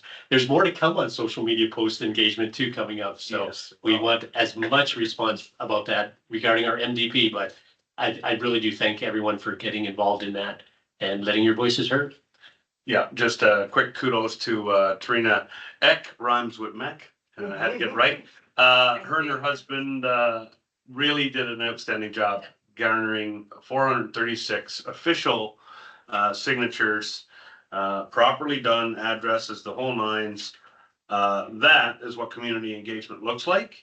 And that is the first time in my 12 years I've seen a resident do something so fast and effective professionally. So kudos to you guys. Would be the loss. Awesome. And can I just say something quickly? I'm gonna give it to you, sure. And it's not even about this. So for the curling club, they're on 31 days in March. Every year. That's been fitting. Every year. Every year there's 31 days in March. That's too good. And it's making us 30 in your. Nobody picked it. Nobody figured. Big keen eye right there. No nominations for council are open. You can run. You have all of this pleasure twice a month. Sometimes 3 times. Sometimes three. Yeah, sometimes three. When we do special meetings, There you sometimes. go. So we have up here in front of us, this is what we asked for, correct? Yes. Yes, sir. So the telecoms antenna siting Antenna system siting protocol policy. It's a mouthful. Was requested by council at the March 5th meeting of council in response to an application received by the town to manage any future telecoms antenna system applications. The policy presented follows the Federation of Canadian Municipalities, FCM template developed jointly by FCM and the Canadian Wireless Telecommunications Association to encourage the development of local protocol guidelines that fully express the municipality's location and design preferences. So the purpose of the policy is to provide the town with a tool to influence the siting and design of any future antenna systems applications. As you mentioned, I was in contact with the proponent for the Turner Valley Post Office site. That proponent's name is Shared Tower. They are backing away from that site and intend to fully work with the town on potentially 2 alternative sites. Excellent. So this protocol will provide administration, the proponent, and the community with the framework of how that will proceed into the future. Excellent. I'm gonna go to Hazel first. Carrie, you just said two sites. Mhm. Is that 2 sites in one town or 1 site in each town or? Yes, through the chair. East and west? Yeah, so through the chair, Councillor Martin, my discussions with the proponent was quite a bit of feedback that they received in those over 100 pieces of correspondence. A number of them stated, why don't you just build it on the other side of town? Yeah. The proponent recognizes that we've recently gone through an amalgamation and there might still be a lot of us versus them mentality. They did some of their feasibility work and determined that there actually is a case to have one on Turner and one on Black Diamond that would provide better network coverage. So Okay. that is their proposal that we've last discussed. Thank you. Excellent. Thank you. Cindy. So we know they're ugly and people don't like them, as we've shared, but do we need them? They say we need one on each side. Can you explain why? Of course. So under the FCM template and pretty much everybody else's siting protocols that I can find, it considers co-location or existing towers within 500 meters. So the 2 towers we have north of town, the Rogers Tower and the TELUS Tower, are outside of that 500 meters. Additionally, what I have been told from the provider is, and I've also had a discussion with the Innovation, Science and Economic Development Manager for this file on kind of some options moving forward. Basically, those 2 towers will exceed capacity in the next few years as we grow.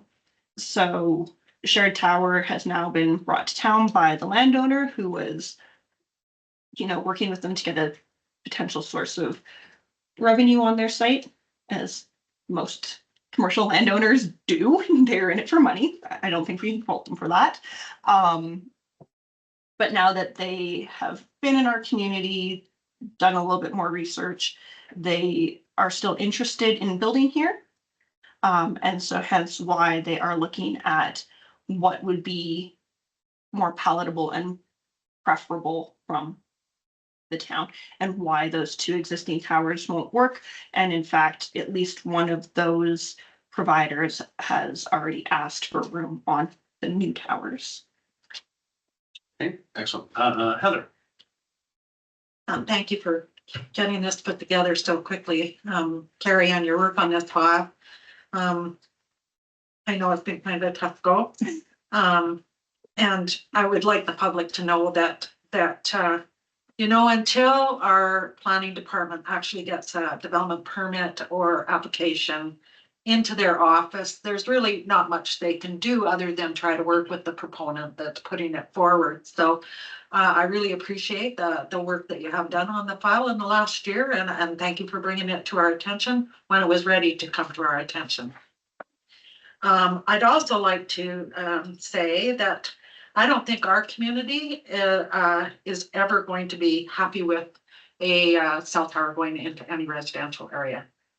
I think we'll go through the same process. So when we're doing our siting, and I don't know that we I've seen that in our new siting policy.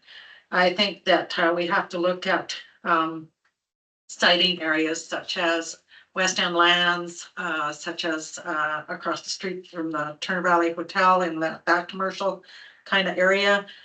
Those type of sites, I think, is going to be the best places to put it is away from residential areas. I realize that that the federal government has got its health stuff in place. But you know what? There is not a lot of trust in that in our communities or in anywhere, really. It's what they believe is right, but there's also a lot of information out there that kind of goes against what they're saying. So I'm just putting it out there. I don't think our community will ever be happy with anything being close to a residential area. So that's just my thoughts on it. I also had a question about why. And then something about, I can't remember, I was just kind of jotting things down, something about floodplain, like, yeah, well, we can't be citing things in a floodplain either. So anyway, that's just another point that I wanted to kind of have there. So in our policy, I would like it to actually say that cell towers can't be placed in residential areas. Now, I don't know if we need to have, how many meters away from a residential area or something like that, but I'd like that included. If I may, through the chair, Indeed. in the citing policy under 7.1 location, there is subsection C, discouraged locations, which include ecologically sensitive or significant natural lands, riverbank lands, sites of topographical prominence,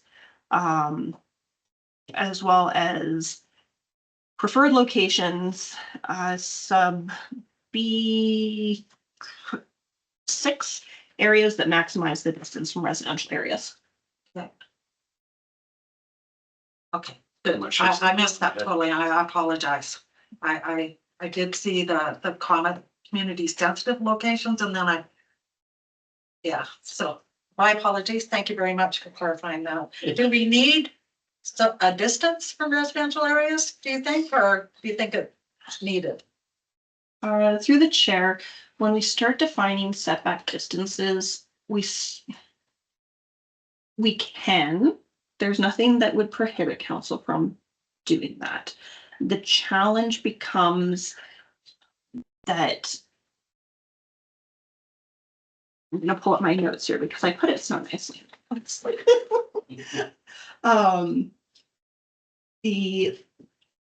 When Infrastructure, Science and Economic Development Canada is looking at a proposal and the proponent is looking at a proposal, local preferences must be taken into account and locations must be technically and commercially viable.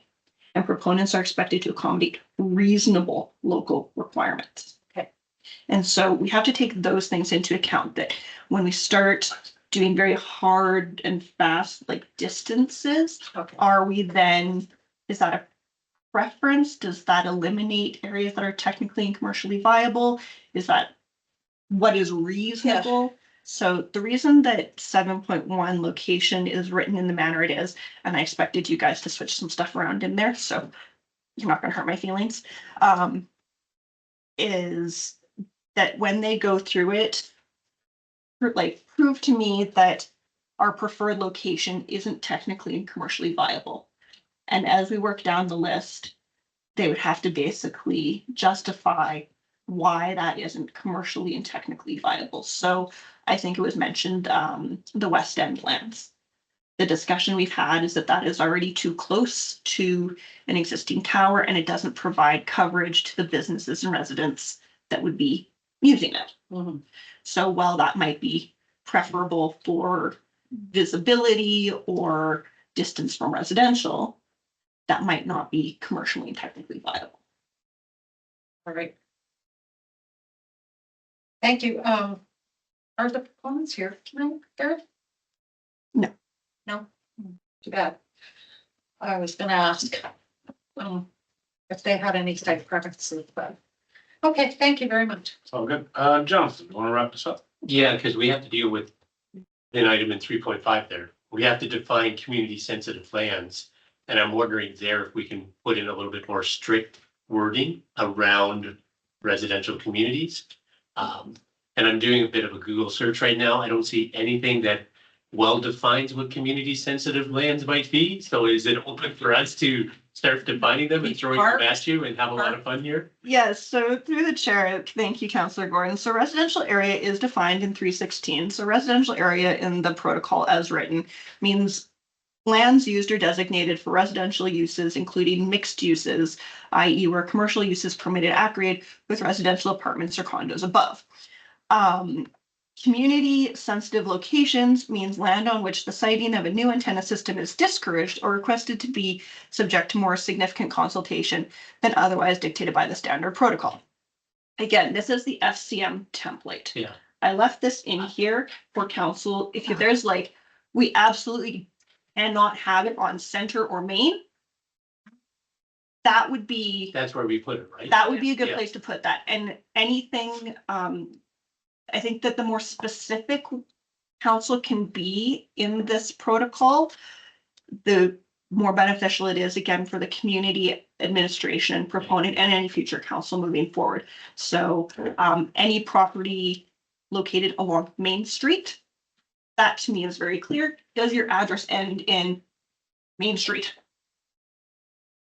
If there is a particular property of concern, for whatever reason, we could actually list the civic and legal address.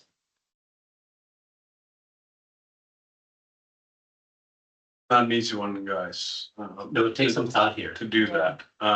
Because for instance, Main Street would discount behind the fire hall. Now, I know that leads me to the next question. Has the proponent recommended where they would like us to consider? Yes, so in my last discussion, it was indicated that preference would be south of Sunset on the Turner side and south of 6th Ave on the Black Diamond side in recognition of the two towers currently north of town and trying to provide coverage further south. Okay, do we need to solve this right now? Because we have a hefty agenda still. Yeah. I think there's a lot of background work that administration can do in working with him to find some locations that we can then consider. I think within residential areas is a no-brainer. We're not obviously going to allow that. Municipal land versus private lands. You know, the gas plant has a massive swath of land there that nobody's ever on. So do we need to solve this tonight? So to your question, Mr. Mayor, you could pass the policy tonight in its current form with 0 locations that are defined as community sensitive locations. And then at a future time, should you direct administration or come with a notice of motion to amend the policy to include these 18 items under 3.5, we could certainly do that at that time. We have to cover off resident. It is, it's in there. Okay, so as long as that's covered off. Yeah. Right? Heather, As sorry. long as what? We don't get this lost, you know, But we won't. yeah, to Yeah, pass it and then. Yeah, we won't. 3.5 we gotta deal with. So I I'll think- make sure it's on my deck. Okay, Heather, you have thoughts? 3.5 could include schools and that kind of thing. Well, that's what I'm saying. I think, Yeah. like, Residential zones. but if I may, based on what Carrie just said, and the fact this is a policy, I would recommend we pass it as written. Mhm. And that we definitely do not lose sight. And I'll start circulating an email that we start considering what are the community sensitive locations. Because we could have a list that might change a year from now. And remember, it's a policy. We can change that really quickly. It's not a bylaw. Yeah. We Yeah. can bring it back and take care of it. Yeah, I mean, I have a pretend thing. What I would prefer, council, is that we get this policy in place so that we can start working with the proponent. Yeah. Based on what we have written, not the CPC Federal. -2-03-0. Yeah. Because we want more control. Yeah. Mhm. I Cindy, would like to not be a mind reader. that's right. Exactly. Cindy, then Heather. Yeah, so I think not having the 3 section and the discourage or the earlier section, but getting the 7.1, that provides us quite a bit of direction It already. does. But I do wonder why municipal lands isn't listed, like, that should be like number 1 area of priority, shouldn't that be? Add it. Instead of Mhm. industrial? Yeah, Well, so, just bump it down. so again, it was SCM template that I literally tried to hammer in there as fast as I could, Okay. knowing that 7.1 would be subject to some revisions. So if we can hammer out 7.1, then I'm happy leaving the 3 point, yeah, that number. So if we could add municipal lands as number 1 for preferred locations, then industrial. I do want to point out that they say post-secondary, they don't say schools.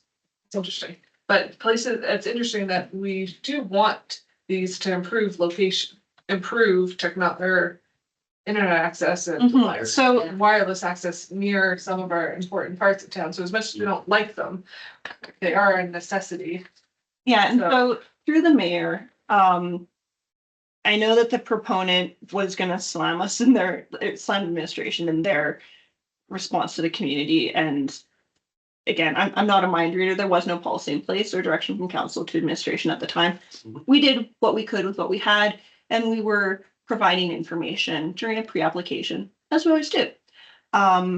For the proposal for cell towers themselves, as you just mentioned, they actually meet a lot of council strategic goals that I have literally right here in my office, in front of my face every day. So it encourages infrastructure enhancement, it encourages a robust and diverse economy, and enriches the quality of life of citizens and visitors. And the reason I say that is when you come to a new place, I'm gonna go to Brooks in a few days. I use this to find my directions. I use this to find a restaurant. I use this to find a gas station. I use this to book my hotel. I use this to FaceTime my dog. Like, yeah, well, you've met Nimbus. He's adorable. Yeah. And like, area, like, I'm going to Italy. And, I bought an eSIM so that, like, so to be able to have the services, it's kind of important, especially for economic development and stuff. So I'm not against them. I just don't want them cited where they're either an eyesore or they cause some anxiety for residents that don't believe that they are a safety hazard. So I don't want them, near those areas. So I am good actually with just adding municipal lands to 7.1. A quick amendment and passing this tonight until we can get some firm site locations. Gary. If I may, whoever puts the motion on the floor then with the amendment to 7.1B to add numerically in the list at the top municipal lands. And this is where that minimum distance might actually be advantageous, a minimum distance of 300 meters from the nearest residential building or property, however we want to word that.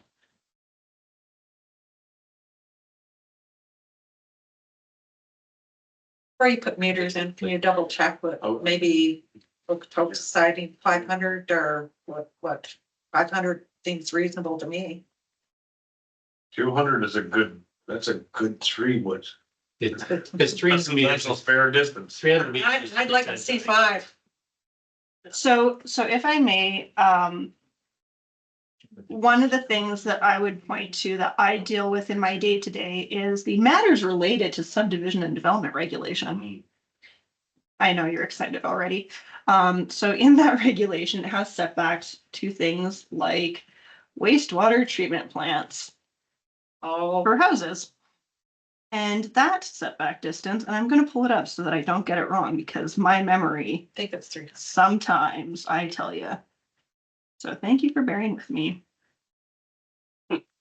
In this section, the setback is 300 meters from we've the been through working all that. area of the operating wastewater treatment plant. Yeah, when we. Or we went within through- 450 meters of the operating landfill. It's because it's a policy. I don't know if it's wise adding specific meter distances at this time. I mean, Always we, good to have it. I think well, but let's remember, we might have. if we get that specific, it could be a barrier that's hard to overcome, and then the ISED gets involved. So because they're listed in priority Exactly. here and it's the very first one, if they couldn't find a municipal property with a minimum 450 meter setback, Then they can go up to the hospital or. then it would just be, we can't do that because that doesn't exist. Well- Next. And not only that, the first one in discouraged locations is residential frontages. So, you know, they know, I want to change that one too. they know we're gonna fight as we did. Yeah. That's why it's listed first and industrial is listed first. So we add municipal. I think it gives us the teeth, whereas we didn't have any teeth 2 weeks ago. This gives us teeth to work with the applicant to find the most desirable locations for this council to agree with. And we know we have a lot of municipal land, so if we make that amendment, that starts the ball rolling. The rest has really got to be through administration to come back to us and give us actually something to look at. Yeah. So Cindy, why don't you finish this up? I actually, my next amendment was to 7.1 C, number 1, locations directly in front of residential frontages. Can we just say locations near residential dwellings instead? Because I don't like in front of residential frontages, because everybody sits in their living room, which is at the back of the house, and it's a garage at the front of the house, you know? So we're not having a cell tower out front, and then you put it out the back where they can look at it, that's actually worse. So, Does 7.1B6 meet your thought? 7.1B6 is areas that maximize the distance from residential. Because that's a preferred location. right, but I still like having it as discouraged location being residential as the first, so I still want to keep it under both. Just to keep it discouraged. Yeah. So I'm just wondering, can we just say locations near residential dwellings, Mm, or no? Near is quite ambiguous. Directly in front of or behind residential dwellings. Mhm. Okay, could we go with that? Directly in front of or behind. There you go. But I'm putting it right between the garage and the house, right on the side. Well, nobody has windows on the side. It's only 10% coverage and lead roofs. All right, now we're getting there. Okay, Heather, let's go. I just have a quick comment. I had to go into Calgary the other day and I noticed that most of their cell towers are in transportation and utility corridors. Yeah. It's funny how you notice these things. Yeah, when it comes down to If I agree car, everybody should agree car. Yeah, I think the old 37th Street, when you used to go into Calgary there, that little house right on the corner's got a tower right in his yard. It's got a bunch of sea cans. It's just an eyesore, but it's right on the hill. Okay, so that takes care of that one. Jonathan, you got another one? So discouraged locations, Yeah, downtown. do we put that under community sensitive or do we put it here on the downtown Well, it element? has heritage areas. So I think that goes to community sensitive is the downtown. So we'll wait to do that 3.5. The question I was gonna ask, utility corridors, does our pipelines can we include our pipelines in that? Is there enough setbacks on both sides that allow the build of a cellular tower? Because I'm thinking of, where I'm thinking specifically is if it's gotta go south of 6 and on the south of Sunset on the Turner Valley side, near the golf course, there's, in that area, there's a active pipeline that's quite wide. Mhm. I believe it's identified in Canada Gateway. We're on the same page. Yeah. So, through the chair to that question, transportation and utility corridors are, Is there a preferred location? they are a preferred location and they are not defined. The intention of how I would interpret that is, yeah, anything that has been identified basically as a utility right of way, or a road right of way. The complication then becomes if it's on a pipeline right away, access, because they do need vehicular access and they would need some sort of road. They likely wouldn't be allowed on the right of way itself because of setback requirements. So there are some challenges in that regard. Thank you. All I right, think with let's the- wrap this up. 3.5. Do we want to add one? No, I think we'll leave 3.5 still for that. I- You wanna put it in The now? downtown, Okay, downtown corridors and both discourage downtown. locations. government. Government Road, Any, Government Road, Center Avenue, Main Street. Yeah. And Sunset Boulevard Southwest, what she said, because you're, pretty much covered it. But not all the way down. Right on through. Yeah. because Sunset Boulevard Southwest is where Eau Claire is. We have Main Street, Sunset, yeah, Main Drag, Main Street goes, Highway 7, that's Highway 7. Going to Okotoks, right? Going- Kennedy behind. Central. You don't have to include. Yeah, let's put that in 3.5, define location, have a community Yeah, sensitive. Carrie's writing it down right now. Okay, so what's Black Diamond side Main Street called? Center Center and Government. Center Avenue. Center and Government. And Government Road South, That's a great start. That covers that base. yeah, and And then remember, We can have. we're looking at the component to find locations that are far away and stuck in the corners where no one notices, so. I think we Maybe the covered it. chicken farm would like one. That's what I said. Right across from the hospital there. Okay, so if I may recap to That's never getting whoever done. is giving the motion, an amendment to 7.1 B, B to add municipal land as sub 1 Yep. to 7.1C1 to include not just in front, but also in front or behind a residential.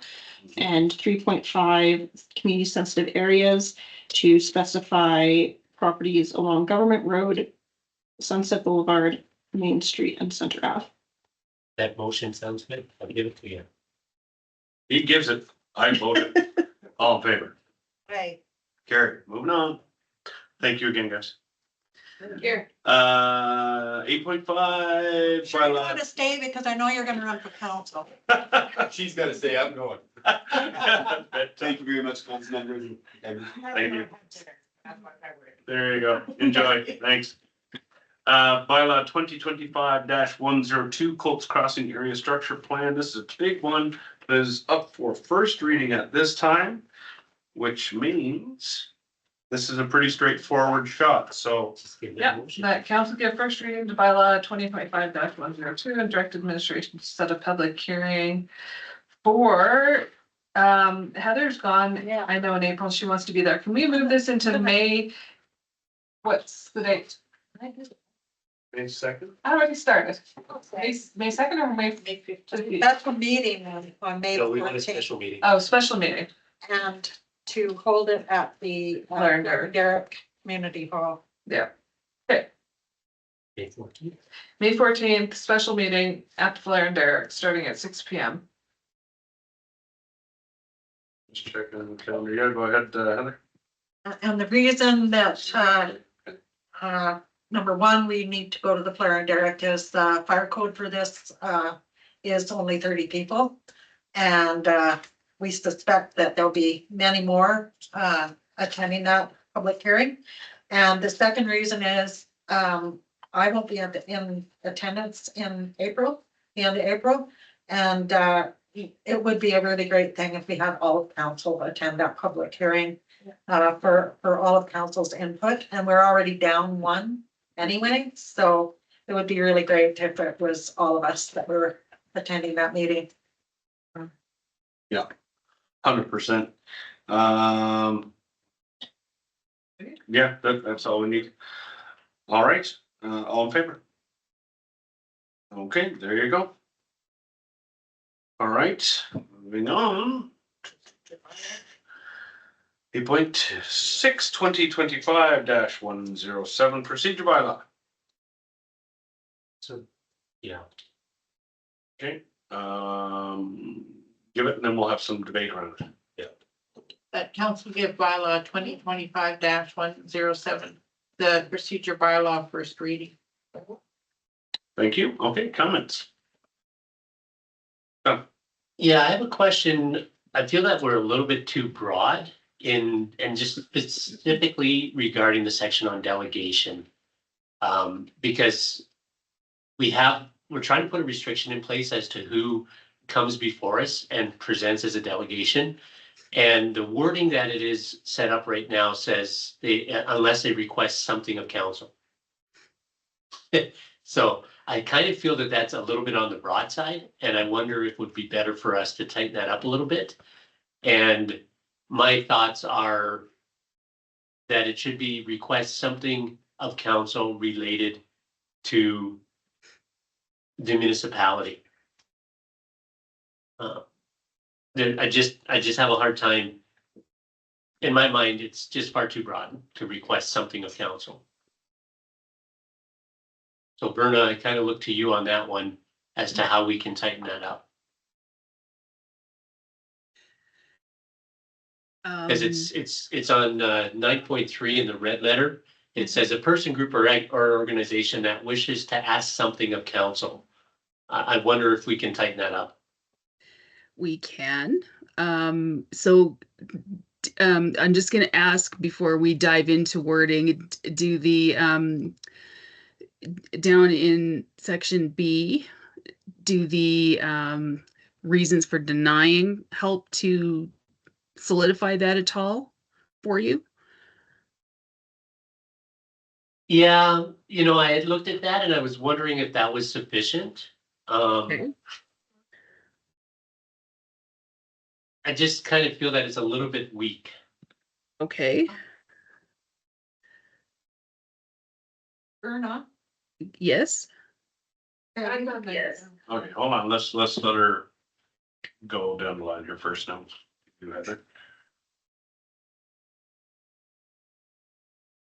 You had a question? I just wonder if the word ask is the wrong word, because question period is where you're gonna ask a question of council.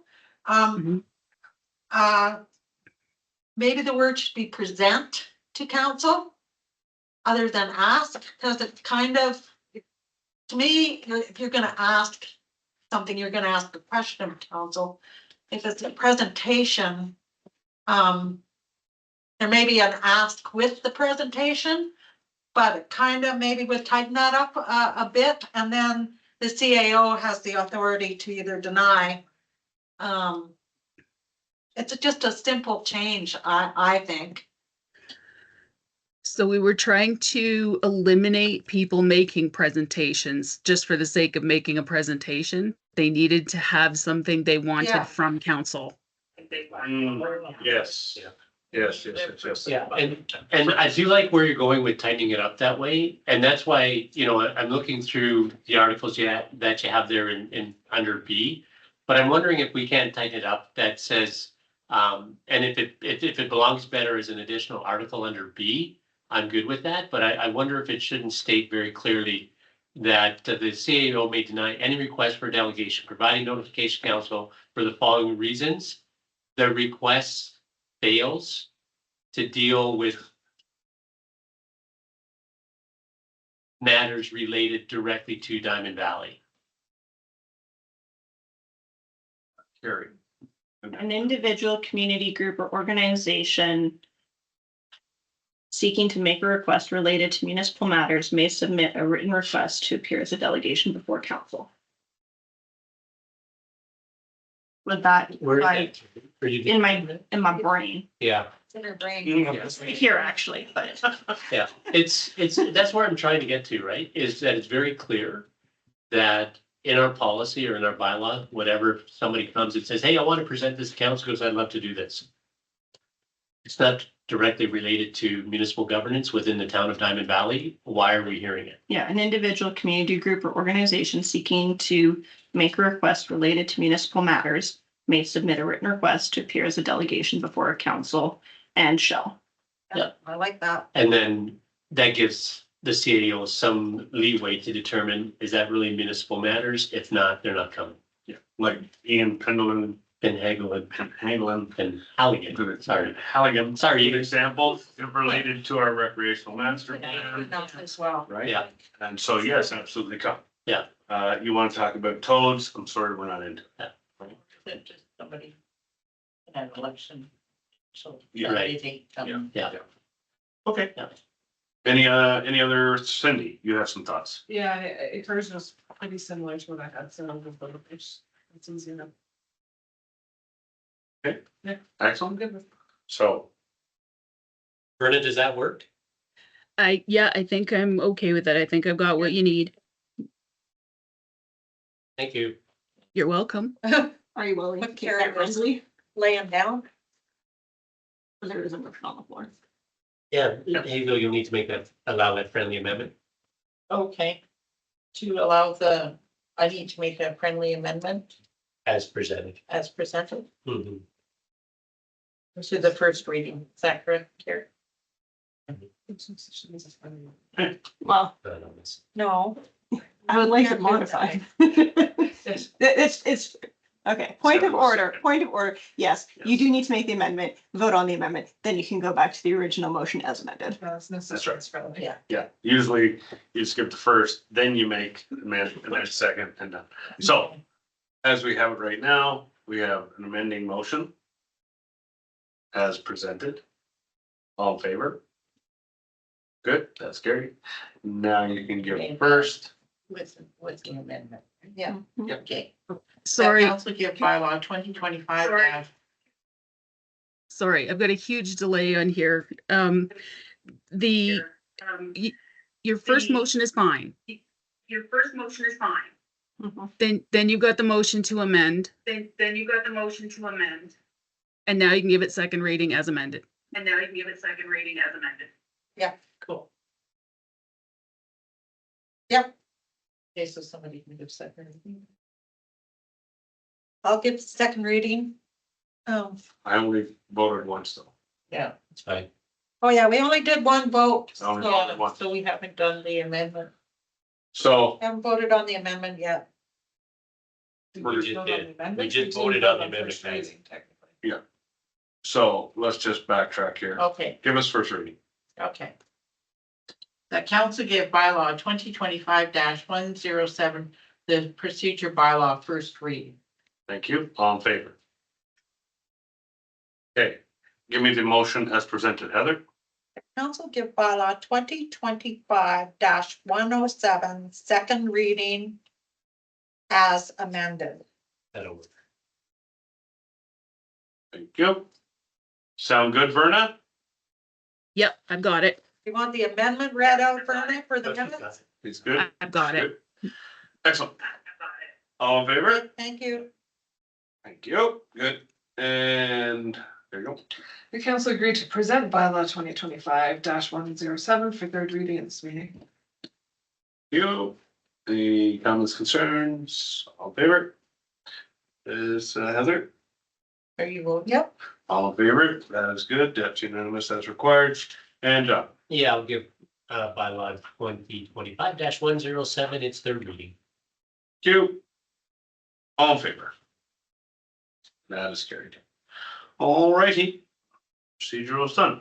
Action items, development permit 015-2025 DP. Thank you, Mr. Mayor. Development Officer Denise Stewart has been waiting so patiently to present this development permit in the Direct Control District 1 to council tonight. All right, let's have at it, shall we? Well, I'll put a plug in for efficiency. I did get some certificate of compliance done. Aaron over here. Good evening, Mayor and Council. So we have a post-construction accessory suite, basement accessory suite before you this evening. This parcel is in the Direct Control District. It's a 73 square meter basement accessory suite. The current landowner purchased the property in December of 2020.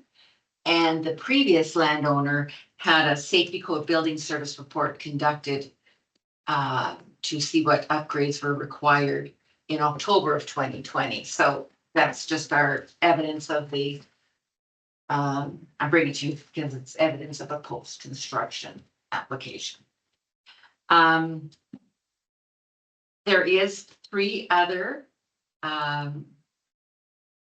accessory suites within this direct control district that I'm aware of. They're basement suites. And it is within the flood fringe, but our land use bylaw excludes the direct control district from our flood fringe development requirements. The bylaw as proposed meets with the requirements of the basement suite, meets the requirements of the land use bylaw in that it is listed as discretionary use. Accessory suite is located within principal dwelling. And they're proposing it in the basement. It meets the maximum size requirements and they have ample on-site parking. Just as point of clarity, there is no right of appeal for decisions made within direct control district. I have provided with the if council wants to consider approving this, some options of approval, but I'm just going to correct one thing in pre-release condition. The receipt number is 2025, not 025, the preamble. So noted that error. Does council have any questions for me about this suite or the application in front of it? Yes, I got Hazel, Heather, Cindy, myself, and lots. Is this suite already built? Yes, in Yeah, the. so I'm very happy to see them coming forward and making it into a legal suite, so that's Yeah. my only comment, Denise. In the report that they had in October of 2020, it was largely compliant. That's great, thank you. Denise, just a little while back, there was somebody that wanted to do a secondary suite on top of the garage. Correct. In that, probably all that area. Yes. And they were also asked to remove an existing shed. And it was because it was too close, was it, to a property line? And again, we're asking somebody to remove an existing shed in the rear yard. Okay, that might have to come out of there. So it says permanent conditions. Yeah. That's correct. We need to take out condition 5. Okay. And also, have you heard back from Alberta Environment? No, we have not. Okay, so was not hearing back from them. Do we just assume that they have no qualms with this point? Yes, their website tells us that they will not be responding, but our land use bylaw requires us to circulate them for comment. Okay, great. So, I circulate them for comment because that is what's required under our bylaw. But they're telling us they're interested in matters related to subdivision. In fact, like if you've got something, an area structure plan for subdivision going in, that's the only time they want to give us. And did you circulate this to the neighbors? No. You don't have to, Pardon me? you don't have to. That's correct. Okay. Thank you, Denise. You betcha. Cindy.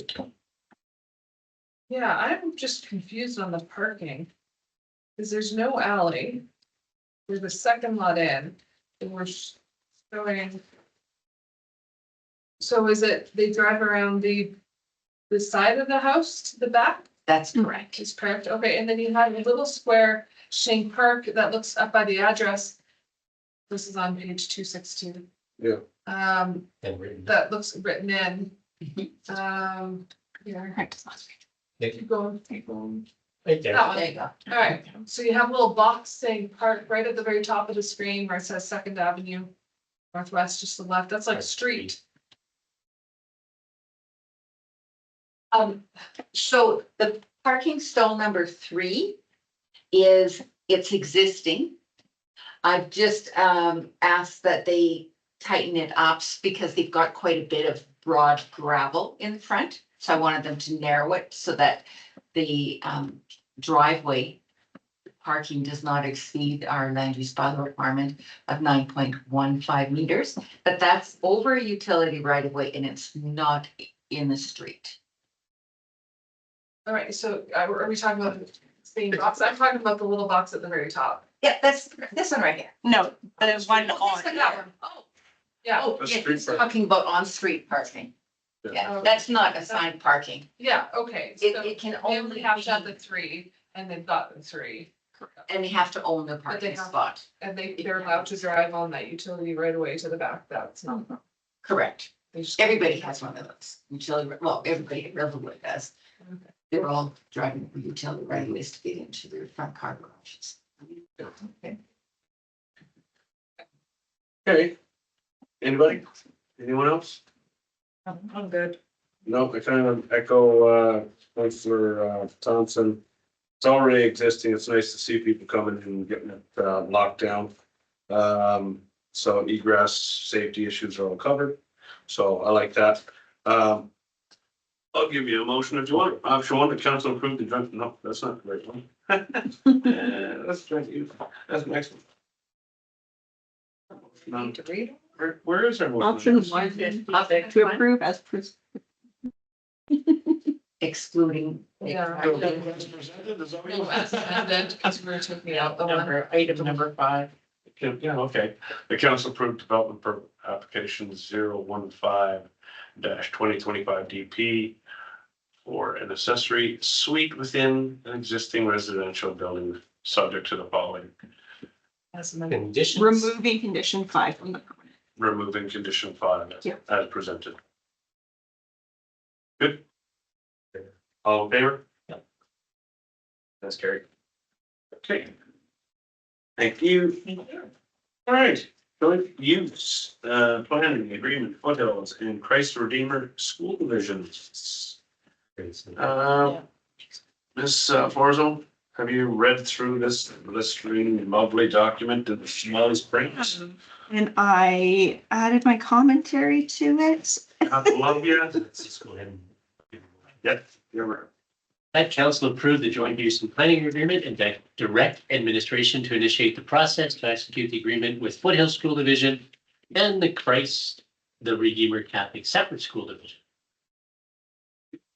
Any comments from council? And I think I just heard earlier today that our local school division made an agreement. Yes. Sounds like, So hopefully our educational assistants will be back in the classroom soon.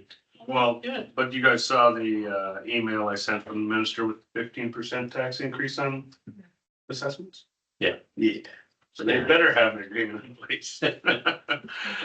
Yeah, so it is nice to get them back to work for sure. All right, any comments? I think we're good. All in favor? That's carried. Generally speaking, all these birds. I'm assuming that was his house.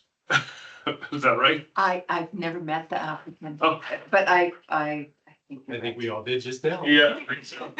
Telecommunications tower application documentation follow. Mhm. Through the mayor to council, this was put as a placeholder That's right. pending the conversation with the proponent. As stated earlier in the meeting, the proposed site at the Turner Valley Post Office is no longer being pursued. However, they are going to pursue other locations. So More. I'm following up with ISED whether their application is formally been withdrawn or whether they are amending it. And that's where we sit right now. And as I get more information, I will bring it forward. They'll have to go through the same process again, won't they? Even if they're amending it? So through the mayor, if there's an amendment of the existing proposal, they're still subject to the default process of ISED. If they formally withdraw and bring on a whole for a new proposal, they would then be subject to our citing protocol. However, my discussions with Shared Power, they have a registered professional planner managing the file. He's very amenable to working with us. He's been quite reasonable the entire time. I have no qualms with this company being a bully or any of that nature, so I think that we can work productively towards a mutually agreeable solution. That's what we want. So that's good. Excellent. Good news. All right, so we'll look for more on that, of course, next meeting. 9.4, request to amend resolution 2501-1515. Yeah. Cindy gets to Yeah, say. the council amend resolution 25.01.15.15 to add with the term commencing January 15th, 2025 and ending October 31st, 2026. And notify Mr. Bain, the Diamond Valley Library Board and the Maryville Library Systems Board accordingly. All in favor? Yes, sir. I can't believe we got outweighed. Can I just ask a comment? Yes, ma'am. So the library board is actually called Town of Diamond Valley Library Board. Does that make any change? Does that make? No? Okay. Then I'm good. Yeah, Are we enjoying? we are.